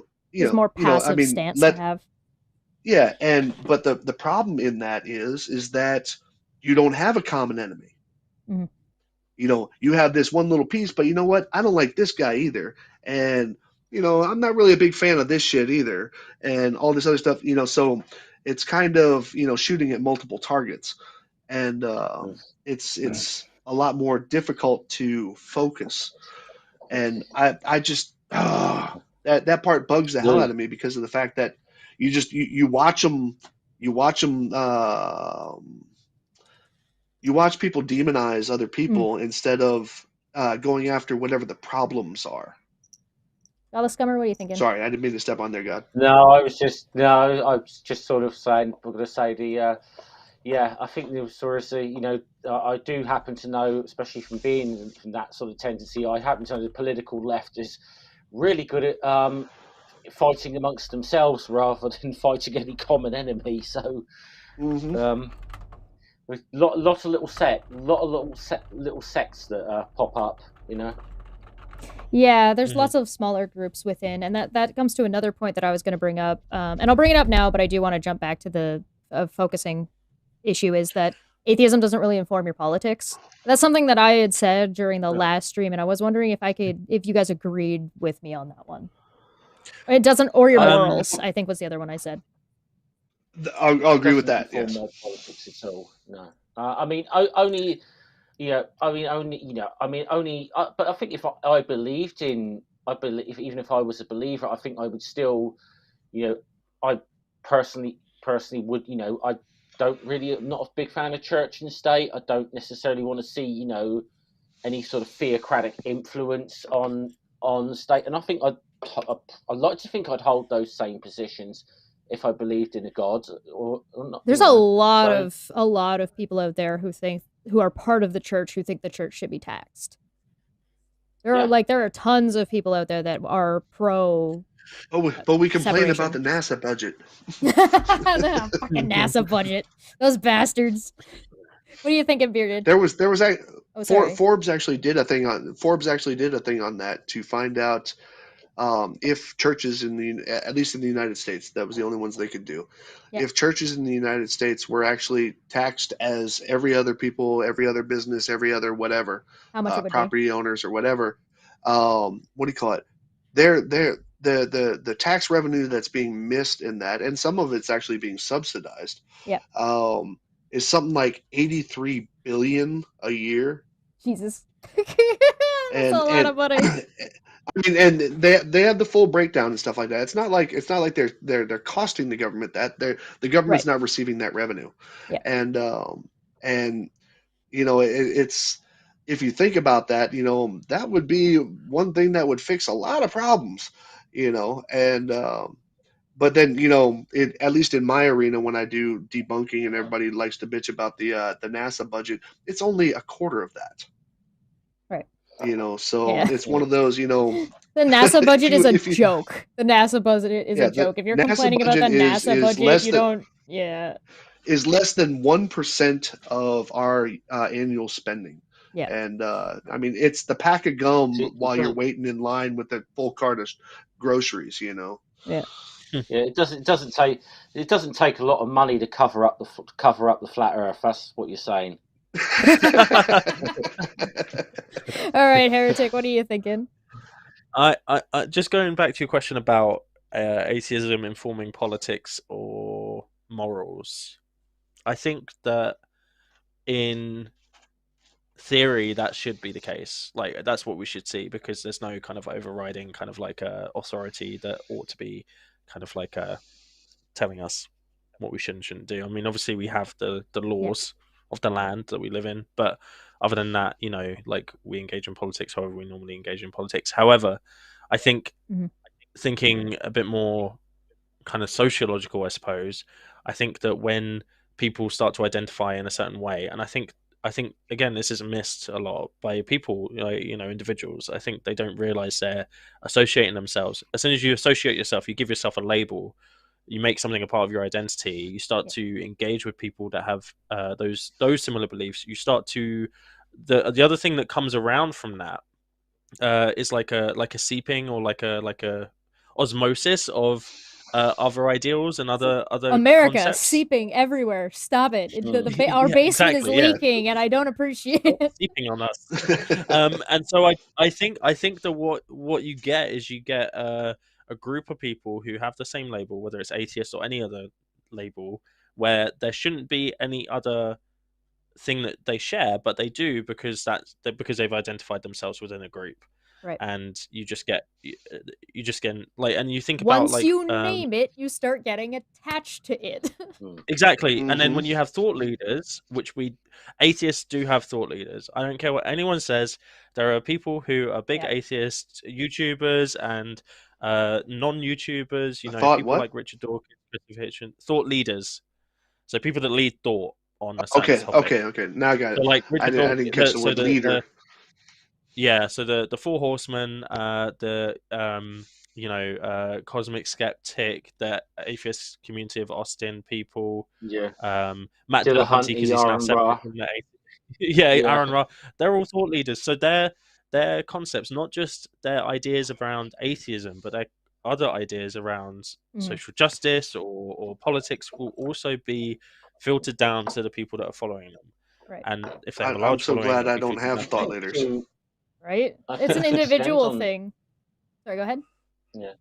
I think to extend on that a bit as well, and I think especially where you giving yourself that label and you get into those things, especially if you're in a place where being an atheist, that there is a sort of stigma to it and whatever. I can see how in a way that atheism can become a bit of like identity politics as well. Yeah. And I think sometimes that can of course then seep into a lot of other identity politics, and I think this is why you ended up with, something like Atheism Plus, which I think we can all agree was a really bad thing. It did, Complete even shit if show. even if a lot of the things that they were championing were things I could get behind, I didn't necessarily think it should be necessarily tied to atheism or under that banner, But but I think this is why these other things can kind of start seeping into atheism, and because in a way it can become a form of identity politics. Yeah. Well, I prefer to think of it as just simply, at least my flavor of atheism. Let's just say it this way. My flavor of atheism is basically this. I don't allow myself to be driven by any one particular doctrine. I don't allow myself to be considered a Republican, a Democrat in politics, or I don't have to make anything fit something else just due to a set of beliefs. What I have to do is I allow myself to be educated or informed by the things that are presented, and like I said, I've agreed with things that most liberal people wouldn't agree with. I've agreed with things that most conservative people wouldn't agree with.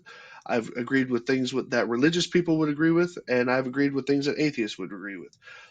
I think my point is that, or at least my flavor of atheism is I don't allow myself to have to be stuck to any one thing. In other words, I don't have to make the world fit the Bible. I don't have to make what do you call it? I don't have to hate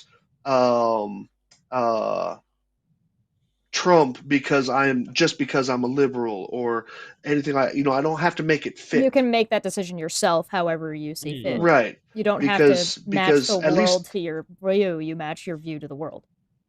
Right, because I grew up at least well, I know a couple generations before you, Jesh, but I grew up in a world where the news was just some crusty old guy on TV telling you the happenings of the day. Anything that was informed or not, educated or not, anything that was an opinion said on the bottom of it in big bold letters, editorial. Yeah. And you mean you lived in a time when the people that gave you the news weren't trying to also be influencers? Shit. Yeah, well, now, I mean, don't get me wrong. There were plenty of news shows, news shows like 60 Minutes and what do you call it? And then Good Morning America and all that other stuff. Where I mean, you can go in and talk about the news stories, right? And but we have lost, and I know we lost it somewhere around 2001, 2002. We lost, at least in the United States, the ability to have a news show, or excuse me, a news program. Yeah. It became a news show. And what do you call it? People like Robin Mead and the creation of Fox News, and all these things that were kind of going on around that time, where it was obvious to because of cable news, nobody was watching the local news on your local stations anymore. So it was cable news. So you had to draw people to get that advertising revenue. And so it had to be enjoyable to watch in some sense, whether it's enjoyable because you like to watch the world burn, or enjoyable because it's giving you the opinions on the stock market, or whatever the case might be. It made it more entertaining. And so they could get the revenue that they need to continue on with that. And I think around that time in these last 20 years, um, it's it has eroded away the offering the news to a person, at least to the average American, offering the news to an American and letting them decide what they want to think about it. You know, what it means in their life, what part of their life, you know. Whereas right now, if we have a plane crash, and as horrible and tragic as it might be, you know, you'll have CNN, they're going to cover it for 3 days straight and nothing else. Oh, and they You know, specifically and don't cover other things. There was a plane crash in Toronto. I want to say like over 6 years ago. Anyway, it was like it was a big deal. However, it was while the riots and giant protests were going on in Egypt. And so there was like, they mention Egypt and then go, okay, so let's keep talking about this plane crash. Like, we get it. It's awful. A plane crash. People died. There was no new anything about this. There's no, yeah, there's nothing has nothing. There was changed. nothing to develop out of it. Right. Why are we watching this and not talking about Egypt?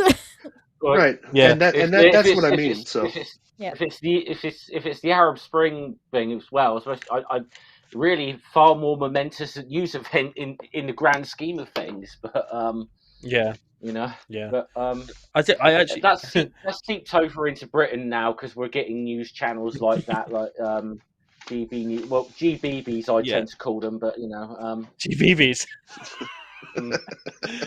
That's so good. I actually think Anchorman 2 did a really good job of like satirizing exactly what you were talking about, Sly, as well. Yeah. It perfectly. It's just a bunch of doofuses going, how do and we don't look up. win?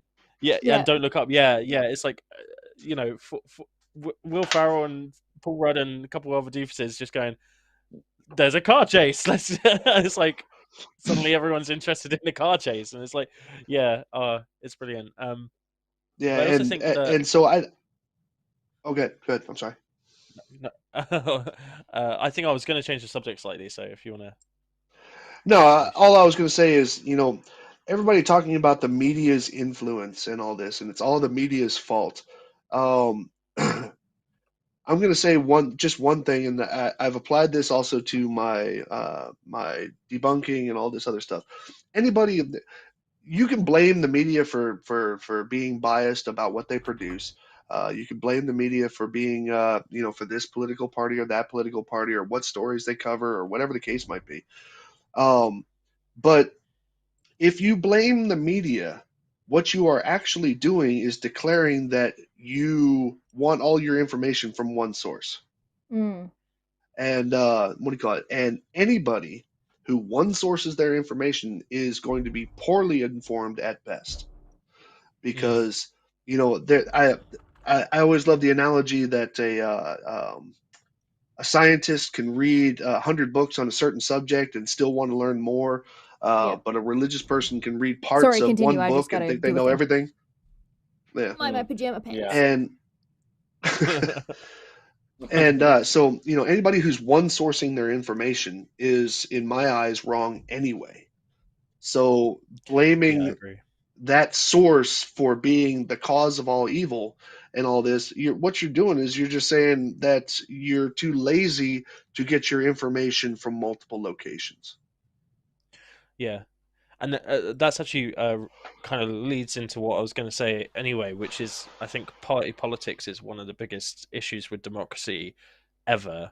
You know, and in the UK, it's not even like something we have to have. Like the UK, the way it's made up is that we vote for our local MP. We don't vote for the Prime Minister like you guys vote for the President.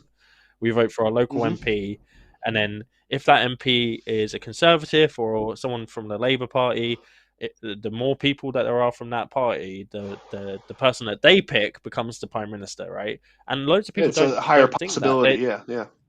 Yeah, they think they're voting for the Prime Minister when they're not. And if we dissolved party politics, if we just got rid of it, what you would have is people voting for their local leader based on the policies that individual wants to put into place to support that community.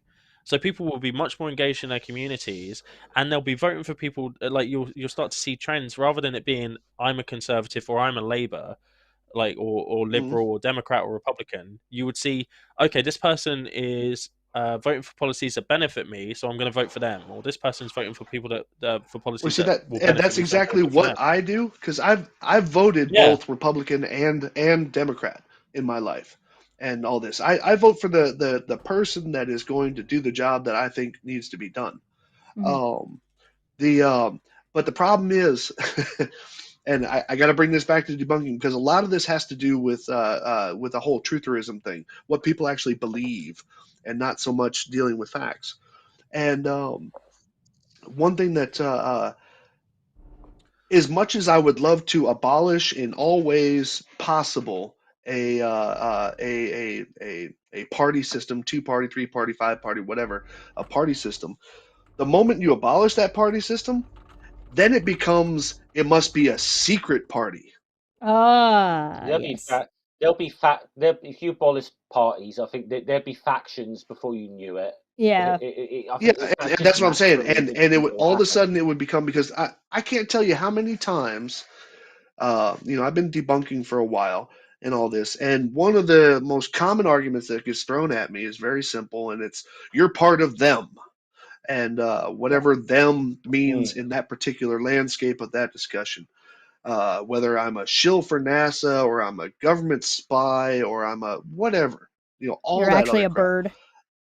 Right. Now, if I were to turn around and say, well, I work for NASA, then the discussion's over. You already know what part I'm discussing for, and all this. But if I don't have a party, then all of a sudden it opens the door for, you must be part of a party, a secret party, the Masons, or the Even when you whatever. say, sometimes people are still like, no, you're a secret, actually, this other people, because we don't like what you're telling us.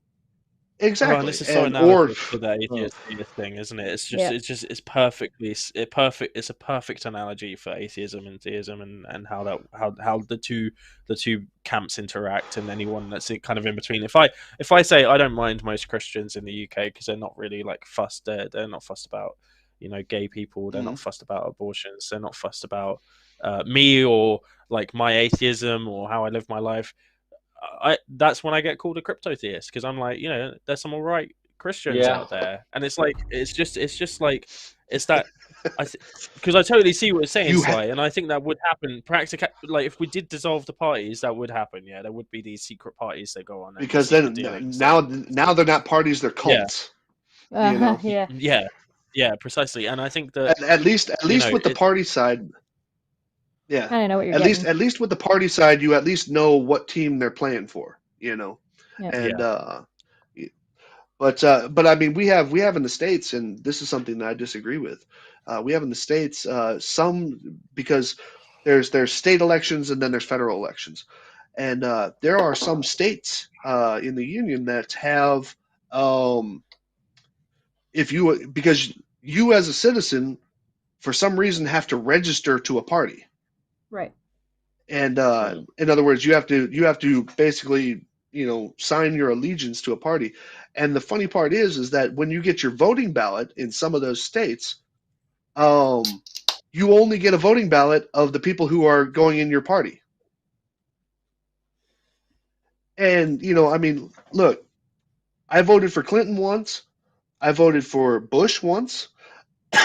I didn't vote for Trump. I did vote for Obama both times. But the point is that that goes against the very freedoms that people try and talk about and try and say that we all have, of your own opinion, your own expression, and stuff like that. It causes you to lock into something, and what do you call it? And it causes you to follow the villains of that story. And I just that just bothers the hell out of me, because it's like why even have it? I mean, I personally support the if we were to just have our states elect our senators and our representatives, and similar to your parliament, and then let them pick who the leader is and all this, that would make more sense. Because I mean, we just went through a really bad experiment of how far we can push of the people, by the people, for the people. Yeah. Just recently, and what do you call it? And we saw that that's not really the coolest idea, you know. And Yeah. but I don't like. I think there's a part of me that's resistant to being tacked down or somehow herded into whatever my quote unquote tribe is. And Mm. so I like to be able to make my own informed choice rather than follow some ideology of somebody else. Yeah. There's something to be concerned. It's important to have a healthy amount of skepticism, and it's sad to see that. Okay, so I did a video talking about Matt Dillahunty leaving the ACA, where all I did was watch what he had to say and talk about what it was he was saying, and things that I agreed with and things that I had a problem with it. The amount of people who were like, "No, you're just stupid." You don't understand. You're just They learned nothing. uncharitable, Chesh. You're just uncharitable. And like I was like I just mean, the other day, I was still getting these comments, and I'm like, I'm sorry, you're mad that in my description I called Matt Dillahunty an old white man? Okay. no, I mean, I even had, Well, I yeah. mean, throughout the you know, I just did that because I what thought it we was all funny. will now know as the Trump presidency, even throughout the entire Trump presidency, there was about 2 or 3 things in there I was just like, oh, okay, you know, Yeah. that's a cool idea, and all this, There was moments. and Yeah. yeah, there was Same with like Piers moments. Morgan. Yeah. Yeah, Yeah. it's kind of like those couple of times when your car won't start, and every now and then it kicks once or twice, and you get optimistic, Mm. and all this. You know, I mean, I'm not gonna lie. You know, there was a couple of spots in there where you know I was just like, you know, that's a good idea, or yeah, maybe we should do that, or yeah, maybe that is more wrong than we've been led to believe. You know, but unfortunately, you know, those were only a couple of the fresh grapes in the bowl, and you know, so it just, nah. I refuse to be locked into It's just something like that. sad when you see a group of people who follow somebody so staunchly that they're willing to defend criticism that A, hasn't happened, or B, engage in a way that the person that they're defending doesn't adhere to or says not to do. Mm. Yeah. Well, I mean, or like I said, yeah. Sometimes this criticism comes out before you know they even know what the criticism's going to be. I'll Oh, just say yeah. that a friend of mine did a video, and it was a critique of something Jimmy Snow had said. Oh boy, and that's a name. Now, yeah, okay. Now, Jimmy Snow, can't remember what it was. He had a bit of a hot take on like about Afghanistan. Okay, and this friend of mine happens to be a vet who served So, out there. sorry, He was, Jimmy had the hot take, and your friend was reacting? Jimmy had a hot. Okay, got it. Yes, and yeah, my friend was reacting. My friend, by the way, is a veteran and worked in served out in Afghanistan and worked in military intelligence as an analyst. So was going to explain why Jimmy was wrong. But before the things even released, there was at least one person who was like, "Oh, you're just out here clout chasing off of Jimmy." You know, it's just like I did that about just this past Tuesday. I did that video talking about that debunk video, and I announced the stream like a week in advance, and I had people on a guy on Twitter coming at me being like, "Well, what's your problem with Aaron?" And I'm like, "I'm actually not even gonna be critiquing Aaron in this video." Yeah. I don't know. God forbid that people, anybody has a wrong opinion or is wrong. Like, you know, oh my goodness, someone who you admire is wrong on something. God forbid. No, you know, it's almost like they're people. I've never had that feeling about anyone. I've never had that feeling that there's someone that But truthers are not allowed to be wrong. Has entirely perfect opinions. I just don't. I don't get it. Like, you can critique anyone. That's the whole point. I got raked over the coals. Oh yeah, go ahead. I'm sorry. this has been said a number of times, but I think especially when you've got a lot of probably the big, you know, most militant sort of atheists. A lot of them are people who've come out of very religious background, and sometimes, like I said, these atheist thought leaders have kind of been who they've filled the void that their pastor or whatever used to hold in their lives, and I think that that's something. It's not good. It's something. Just replacing one for another, right? Definitely, yeah. You kind of are. And this is what I said. I've always said, listen, don't equate being an atheist with being a critical thinker at all. You're just not. It's just not the same thing. Sly, what you're gonna say? You got raked over the coals over something?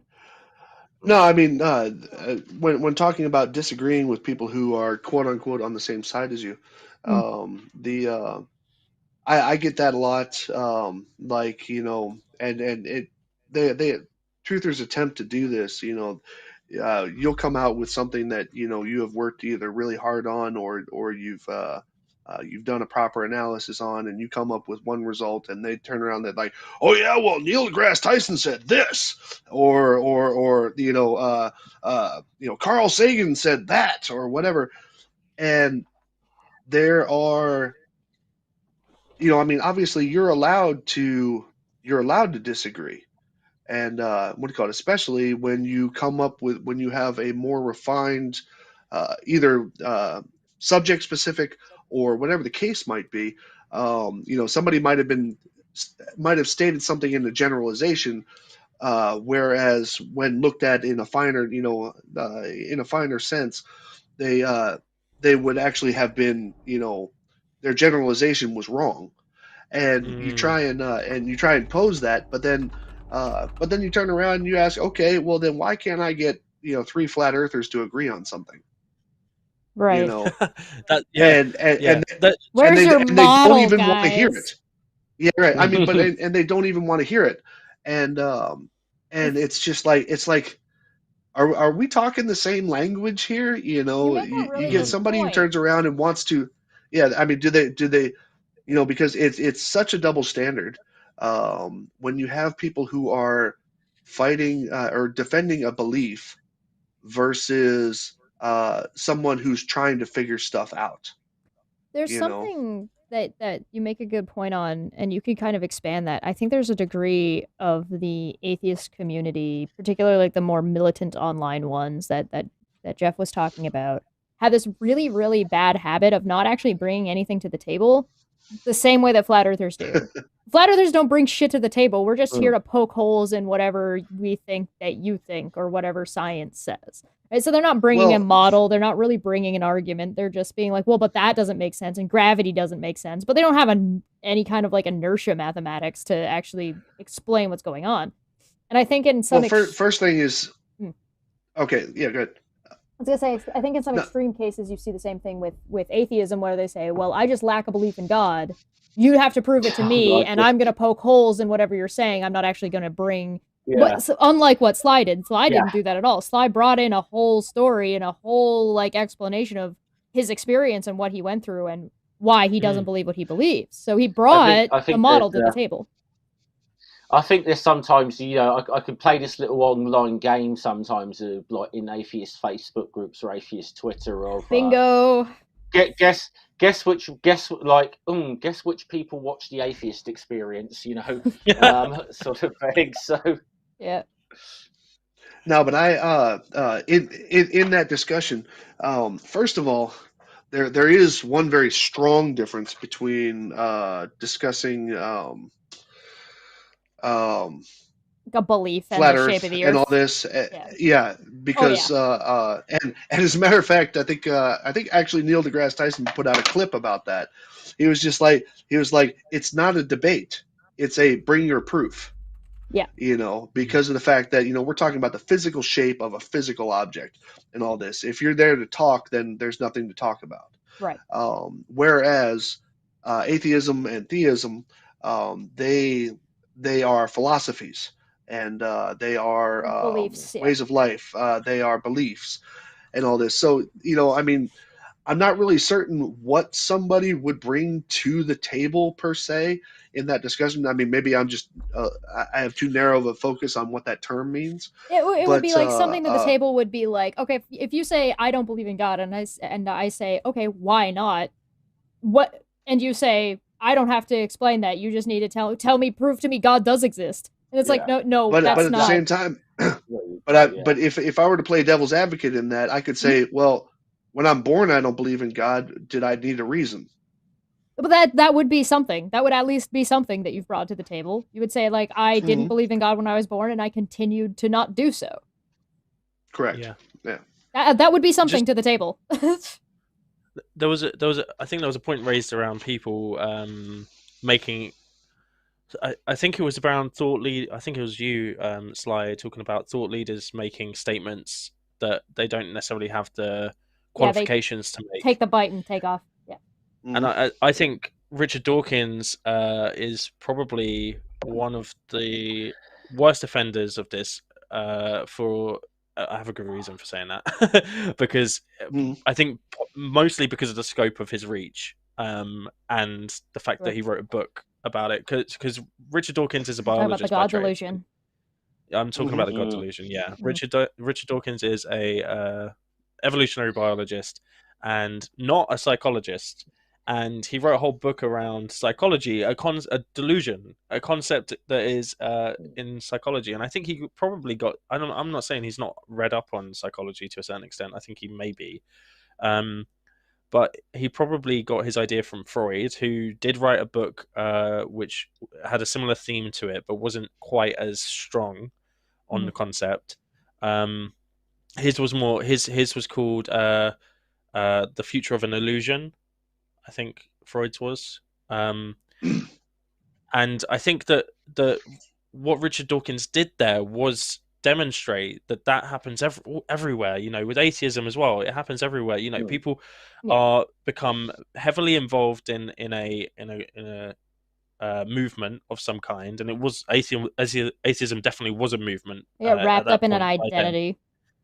And then he wrote a book that he didn't have the qualifications to make the statements on, and people, because of his status as a professor, believed it. They lapped it up, and I think that was incredibly misleading. I have to hold my hands up. I mean, I first read The God Delusion. I loved it. I thought this was a brilliant book, and I think it's only in like recent years I've come to realize there's a lot of flaws in that book.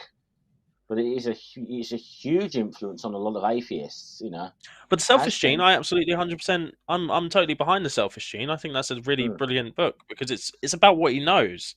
Right. You know, he's a professor in scientist. Biology. If there's anything a little bit more subject matter, anything we have learned on this channel, it is. So if you're a scientist, stay in your lane. If you're a scientist who's talking in another field, please go find another scientist. Yeah. My God, we run into that all the time here. Don't trust trust scientists by fiat when they are speaking outside of their authority. Yeah, and I would expand that to any field of study. Right. Yeah. You know. So yes, don't take people who might be good don't assume that people who might be good science communicators know what they're talking about when it comes to philosophy or history. Exactly. Yeah. I had, and I have a perfect example of that. Both Dawkins and Tyson have both said, and I think they even said it together on stage. Both of them have said that with the rise of the internet, there should be, and this was actually years ago, there should be a rise in atheism.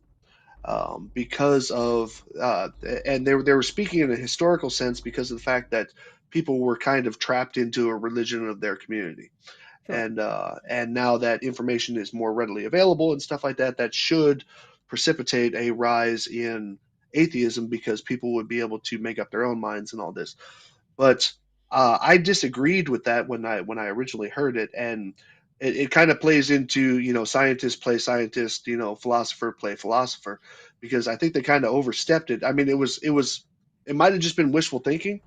But the problem is, and I had a talk with a friend of mine at the time and about that very subject. And I said, well, I disagree with this. And he was like, no, it should be and stuff like that because people won't be so tacked down by it. And I was just like, yeah, but if you go to a buffet, right, and the first thing on the buffet, let's say it's a breakfast buffet, and the first thing that you have to choose from is coffee or tea. Which one do you pick? And he goes, well, I'd pick tea. And I said, well, I'd pick coffee. I said, so there's no, even given the a buffet of options. information, Yeah. You're still going to pick your personal choice. Information is useless if you And don't know how to interpret it, right? On top of right, but at the same time, everything is actually choice. Mhm. You know, we keep on pulling that one part out of the discussion as if it's not relevant, which it is. You know, I mean, you know, I was raised in, like I said, I was raised in a family that went to church and all this, and so it became, you know, that's what I did. You know, and that really that's when my choice wasn't given to me. But when I realized that I had control over which direction I decided to go philosophically in my life or spiritually in my life, um, I was able to choose what I wanted to do. But am I wrong because my mom didn't choose that or my dad didn't choose that? No, because that was their choice to stay with that. Right. And so when you give people choice, it doesn't matter if, you know, if I put an apple and a cupcake on a table, the kid's going to go for the cupcake. Doesn't mean that his choice was based on whether it's better for me, whether it's, you know, going to increase my longevity. It's this is what I wanted. And so that's what happens when you get into belief, because belief is kind of like bubblegum on your shoe, is kind of stuck to our instincts. We actually stick it really close to our instincts. I would say on that level, because of the fact that you tend to consider your belief before you consider rational behavior after it, and instead of letting rational behavior inform your belief. It's a critical And thinking is practiced, not something you inherently know. Like picking a type of logic and following that type of logic, Mhm. whether it be inductive or deductive, is a learned thing that it's not common Yeah, sense, right? And so if you don't and practice it, it's not going to affect your decision making. now I'm not here to say also that you know, Dawkins or Tyson or Hitchens or any of them. I'm not here to say that any of them are uninformed, because obviously, you know, I mean, even on their subject or on anything else, they're probably very well informed. And I'm not saying that they don't have wisdom to share from their knowledge, Right. but it shouldn't be taken as, well, I'm going to use the word, it's even part of American terminology. I'm not going to take it as gospel, because of the fact that it's not their field of specialty. Right. You know, they might have some good wisdom to share, Yeah. Take it with a but grain of salt. it doesn't mean that, right? It doesn't mean that they're going to be right on every single bit of it. No, and I think the additional layer there is that we have to see it as rhetoric, because it is rhetoric. They have a message that they want to spread. They have an ideology that they want other people to be convinced by. Yeah. They're actively promoting that ideology, and we have to understand that they have a purpose behind that, and not that that means that they aren't saying factual things, because I think a lot of the things that they say are factual things, but we just need to understand it as rhetoric. There's a lens there. Decipher it. Yeah, there's a lens there. Yeah, and I think that the problem comes in, you know, whenever anyone is trying to have a conversation with you where they're trying to convince you, the fact that they're trying to convince you often gets lost. And that counts for pretty much any content creator. Like there's a message that you're trying to send. When I make videos, I'm trying to convince people the stuff I say is rhetorical. I may make mistakes that are based on that rhetoric, that are my personal mistakes, you know. One that I just covered was Aaron saying literally nothing in the Bible is literally true front to back. It's all wrong all the way. And then he went on to caveat that, say, well, Ethiopia or this place might exist. And it's like, yeah, he's using the word literally to mean figuratively, and he's being rhetorical in the way he's speaking. He's not really saying there's no actual like information there. He's saying the concept and the way it's interpreted is yada yada yada, right? So that there's something to be said if you're going to pick on stuff like that. You have to understand like what if you don't understand that that's what's happening, your criticism is going to miss the mark. Yeah, and I think that anyone that gets popular as well gets kind of lulled into that sense of security that what Yeah. they're saying is true, and then they don't necessarily take the due diligence in their future work. I think we see that a lot. People get convinced of their own arguments, Yep. and then repeat them ad nauseum Yep. because people are stroking their ego. Stuck in a constantly. feedback loop. Well, we should start Mhm. wrapping it up. We are past the 2-hour mark. Thank you all Oof. for joining me. Yeah, we've been live for 2 hours. Wait, I just went and got food. Well, shit. We don't get to watch you mukbang eat it on stream. Damn it. I'm just gonna full screen Sly. Hold on one sec. Let me fix that for us. There you go. Wait, no. It's just a candy bar. Take a bite. Well, thank you I guys don't so know much if for joining me. I don't even know if it's full candy bar. I think it's just little wafer things in there. Yeah. You gonna show it to us? Well, that's what it was Ooh. called. Oh, nice. Non-sponsored. Ah. Rip me. All right. Well, thank you guys for joining me. I really want to get now that we've kind of got everybody on the same page, and what I think I noticed the most is that Christians and atheists don't disagree as much as they might think they do. It does seem like everybody does kind of agree on some very core principles, and everything else is just nitpicking about specific things, particularly when it comes to people being forceful about their personal subjective opinions, whether it comes down to people's like whether they want like good results for everybody. One of the things Sal went on a little bit of a rant about kind of conservative politics, but at the end of the day, what he wanted and what he talked about was the freedom of the individual. And so it's kind of odd to hear from like the perspective. And I thought it was really interesting. Cindy and kind of pulling apart whether or not someone is dealing with like having a community shit on her that she put so much into to then flip over to the atheist community, and Bent, who was specifically kind of finding out and picking out like the atheist that he liked, right, and kind of like sifting through. And you have to understand that not all atheists are going to be the same way not all Christians are going to be the same, et cetera, et cetera. But I really do want to start, now that we've kind of established a foundation, that we can actually start bringing Christians and atheists in at the same time, because I kept everybody separated on purpose at first. I was like, okay, listen, everybody, give us your opinions about where you're at. Now we can start bringing people in, because we got that. Now we can have the dumpster fire. Yeah, now we can have the dumpster fire. So I'm really I'll hoping get my that boxing gloves on. you guys will come back. I'd love to have you come back to also to talk about what other things that I know you guys work on. So why don't you guys just tell people what is it that you guys are working on? Do you want to get Sly to go first, then Beard Heretic, then Godless Scummer, and then we'll get on out of here. Oh, great! So that means your stuff's going to sound better than mine. No. I am the author of Everything Slice Barcane.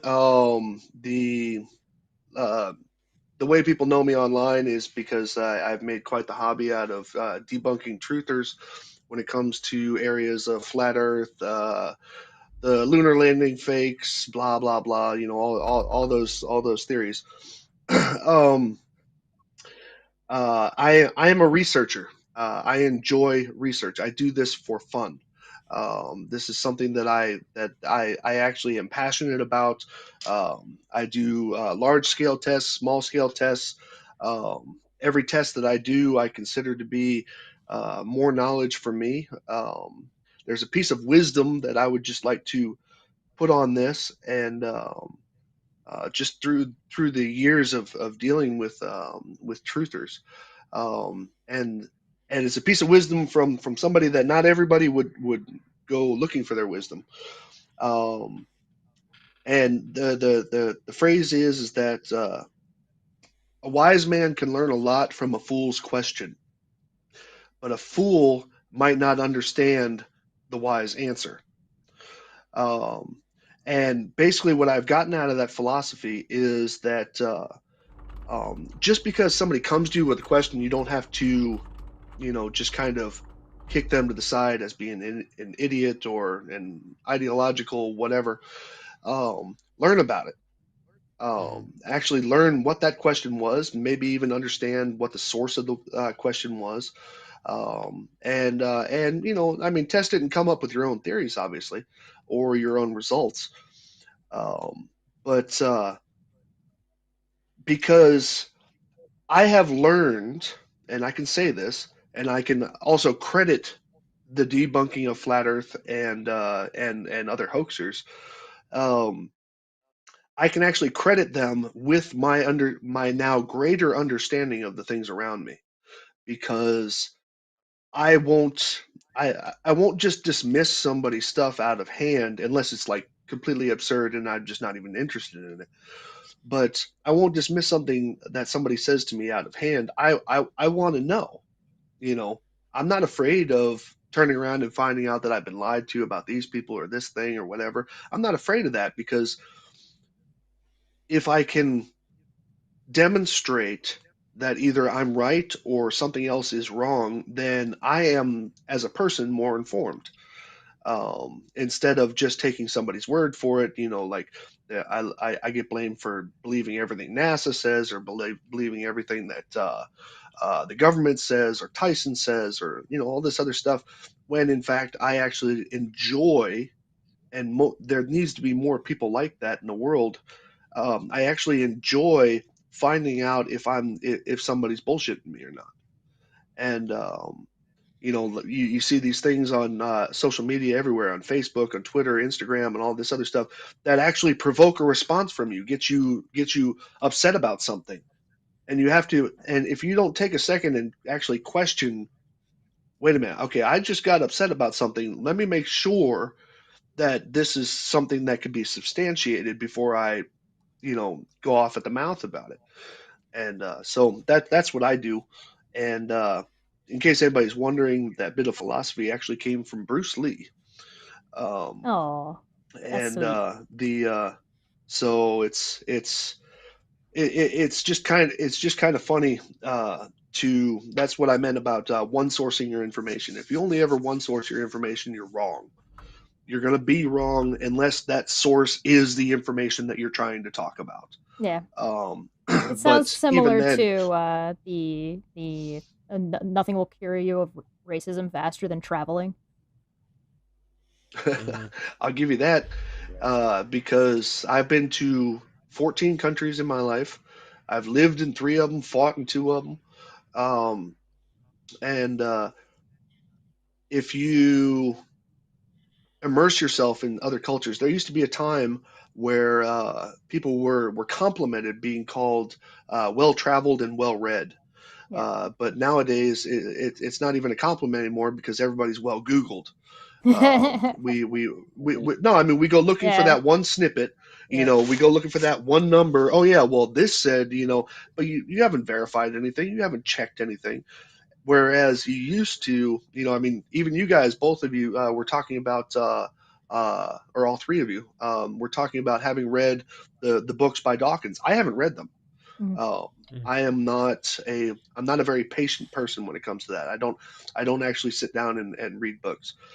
That's what but audiobooks are for. but I will but I will Mhm. read articles and subject matter things. But I mean, but one advantage that you guys would have in that over me is the fact that you have allowed yourself to be immersed in somebody else's thoughts for at least the duration of that book. Mhm. Whereas if I turn around and I Google something, or I look it up on Wikipedia or something like that, just to catch that one little snippet that I was looking for, Yeah. um, I am not as um, I might not have that broader picture of what was being discussed. I might just have that figure, or that number, or that shape, or that whatever the case was. And As long as so, it's not a I triangle. mean, yeah, exactly. And so but I instead, I let myself get informed by testing things, trying things, see what the actual results look like, and generating my own information, instead of just relying on what somebody else told me what to think. And being in those different countries, is similar to reading a book. You don't have much of a choice. You're in that country. Now you have to abide by those laws. You have to Mm. get with that culture. You have to see things from a different, perspective. Whereas, here I've been living in Germany for years, and I have friends in South Florida who despise Germany just because of their opinions of what happened during World War II. You know, Yep. and it's just like you know nothing about what's actually going on and what life actually looks like if you're just kind of hung on this little fact or this little nidbit or stuff like that, most of which it doesn't exist anymore. And you know, so anyway, I'll get off my soapbox. All right, thanks, Sly. We're trying to leave. I'm just teasing. I'm just Hey, teasing. Yeah. I'm trying to make it through my candy bar because I didn't want to go get that for nothing. Feline did have something for you before we move on to Bearded Heretic. There is that a quote I want Sly to hear is, quote, everyone knew it was possible until a fool who didn't know came along and did it. And apparently it's often attributed to Einstein, although not confirmed. I don't disagree with that. I don't disagree with that philosophy at all. The everything that we know how to do today was done because some dumbass decided to have the balls to do it. We fly because a couple of bike riders or bicycle shop guys came up with an idea and had the balls to do it. You know, we crossed the ocean because people had the balls to do it, and I totally agree with that philosophy. I am convinced that all of science is basically just human trial and error stupidity, and some science got more advanced because society grew enough that allowed us to do so. Yeah. Mm-hmm. Go ahead, Heretic. What you got for us? So yeah, I mostly do psychological streams at the moment on YouTube with Answers and Reason. Oh, what a good dog! And I think I I haven't done it in a while, but I am going to be starting up. I think either next week or the week after. I've got some planned things that I'm going to push out, so that will be on Answers and Reasons channel, and then I'll probably do things on my own channel as they come up. If I feel like probably me ranting about a Twitter exchange I've had. Most of the Twitter exchanges I've had or I have are in relation to mental health. I'm a massive advocate for people for destigmatizing mental illness and learning disabilities as well, because people just don't seem to get the concept that calling someone delusional or calling someone crazy or calling someone schizophrenic or bipolar is stigmatizing mental illness. And the more I can try and get that message across, the more people disagree with me, that's fine. I don't mind. I'm going to continue to be on my soapbox as well, Sly, about that, because we're all on soapboxes here. So that's kind of the reason that I do change the name of the channel. The end is nigh. Yeah, to try and share that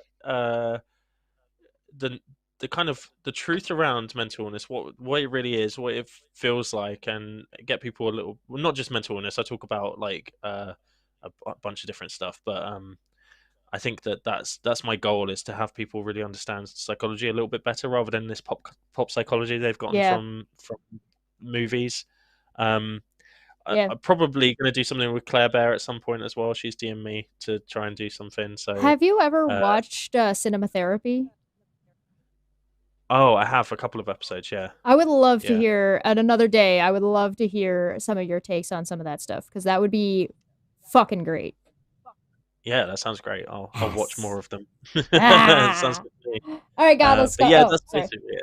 Sorry. Yeah, that's basically it. I was all right, Godless Scummer, what you got for us? What are you working on? Who are you sleeping with? I got my right hand mainly, but that's more than you need to know. Okay, yeah, I got a small, humble little YouTube channel. She's always faithful. Specific, yeah, I don't have any specific skills or anything, but I may or may not have a stream or a video coming out in the next few days, which, seeing as we've been talking a bit about atheist communities, I might be doing a little bit of checking in on our old friends at Atheist Alliance International. Did you see And I may or may not have a little bit of insight into some of what happened during that EGM the other day, including a clip or two. Did you see my exchange, my response to Lawrence Krauss? Krauss decided to respond to Shirley. Oh my! Why would you say that? No. I tell you something now. It's just You don't mess with. You do not fuck with Shirley. You Don't fuck with do Shirley. not fuck with Shirley. It's one of the 10 commandments It of will- this you- channel. you Don't will fuck with li- Shirley. Yeah, it's just you will live to regret it. Yes, you do. Just true. All right, noted. All the links for everybody are down below, and if they have any other specific links they want me to add, I will make sure those get added later. Thank you, everybody, so much for coming to this episode of Debate Hub. I have been your host, Master Debater Chesh, and thanks, guys. Thanks for joining me on this lovely journey. And I look forward that now that we've wrapped up our 3-parter, we can set up some more spicy interactions, a little bit more direct, where people can, yell at each other a little bit more. Except they won't. That's what this foundation is for. So thank you guys so much for coming. Puck is now yelling at me. Bye. Say bye, everybody. Bye. Bye. One day I'll actually get people to actually say bye, everybody. That never happens. Okay, bye. Oh.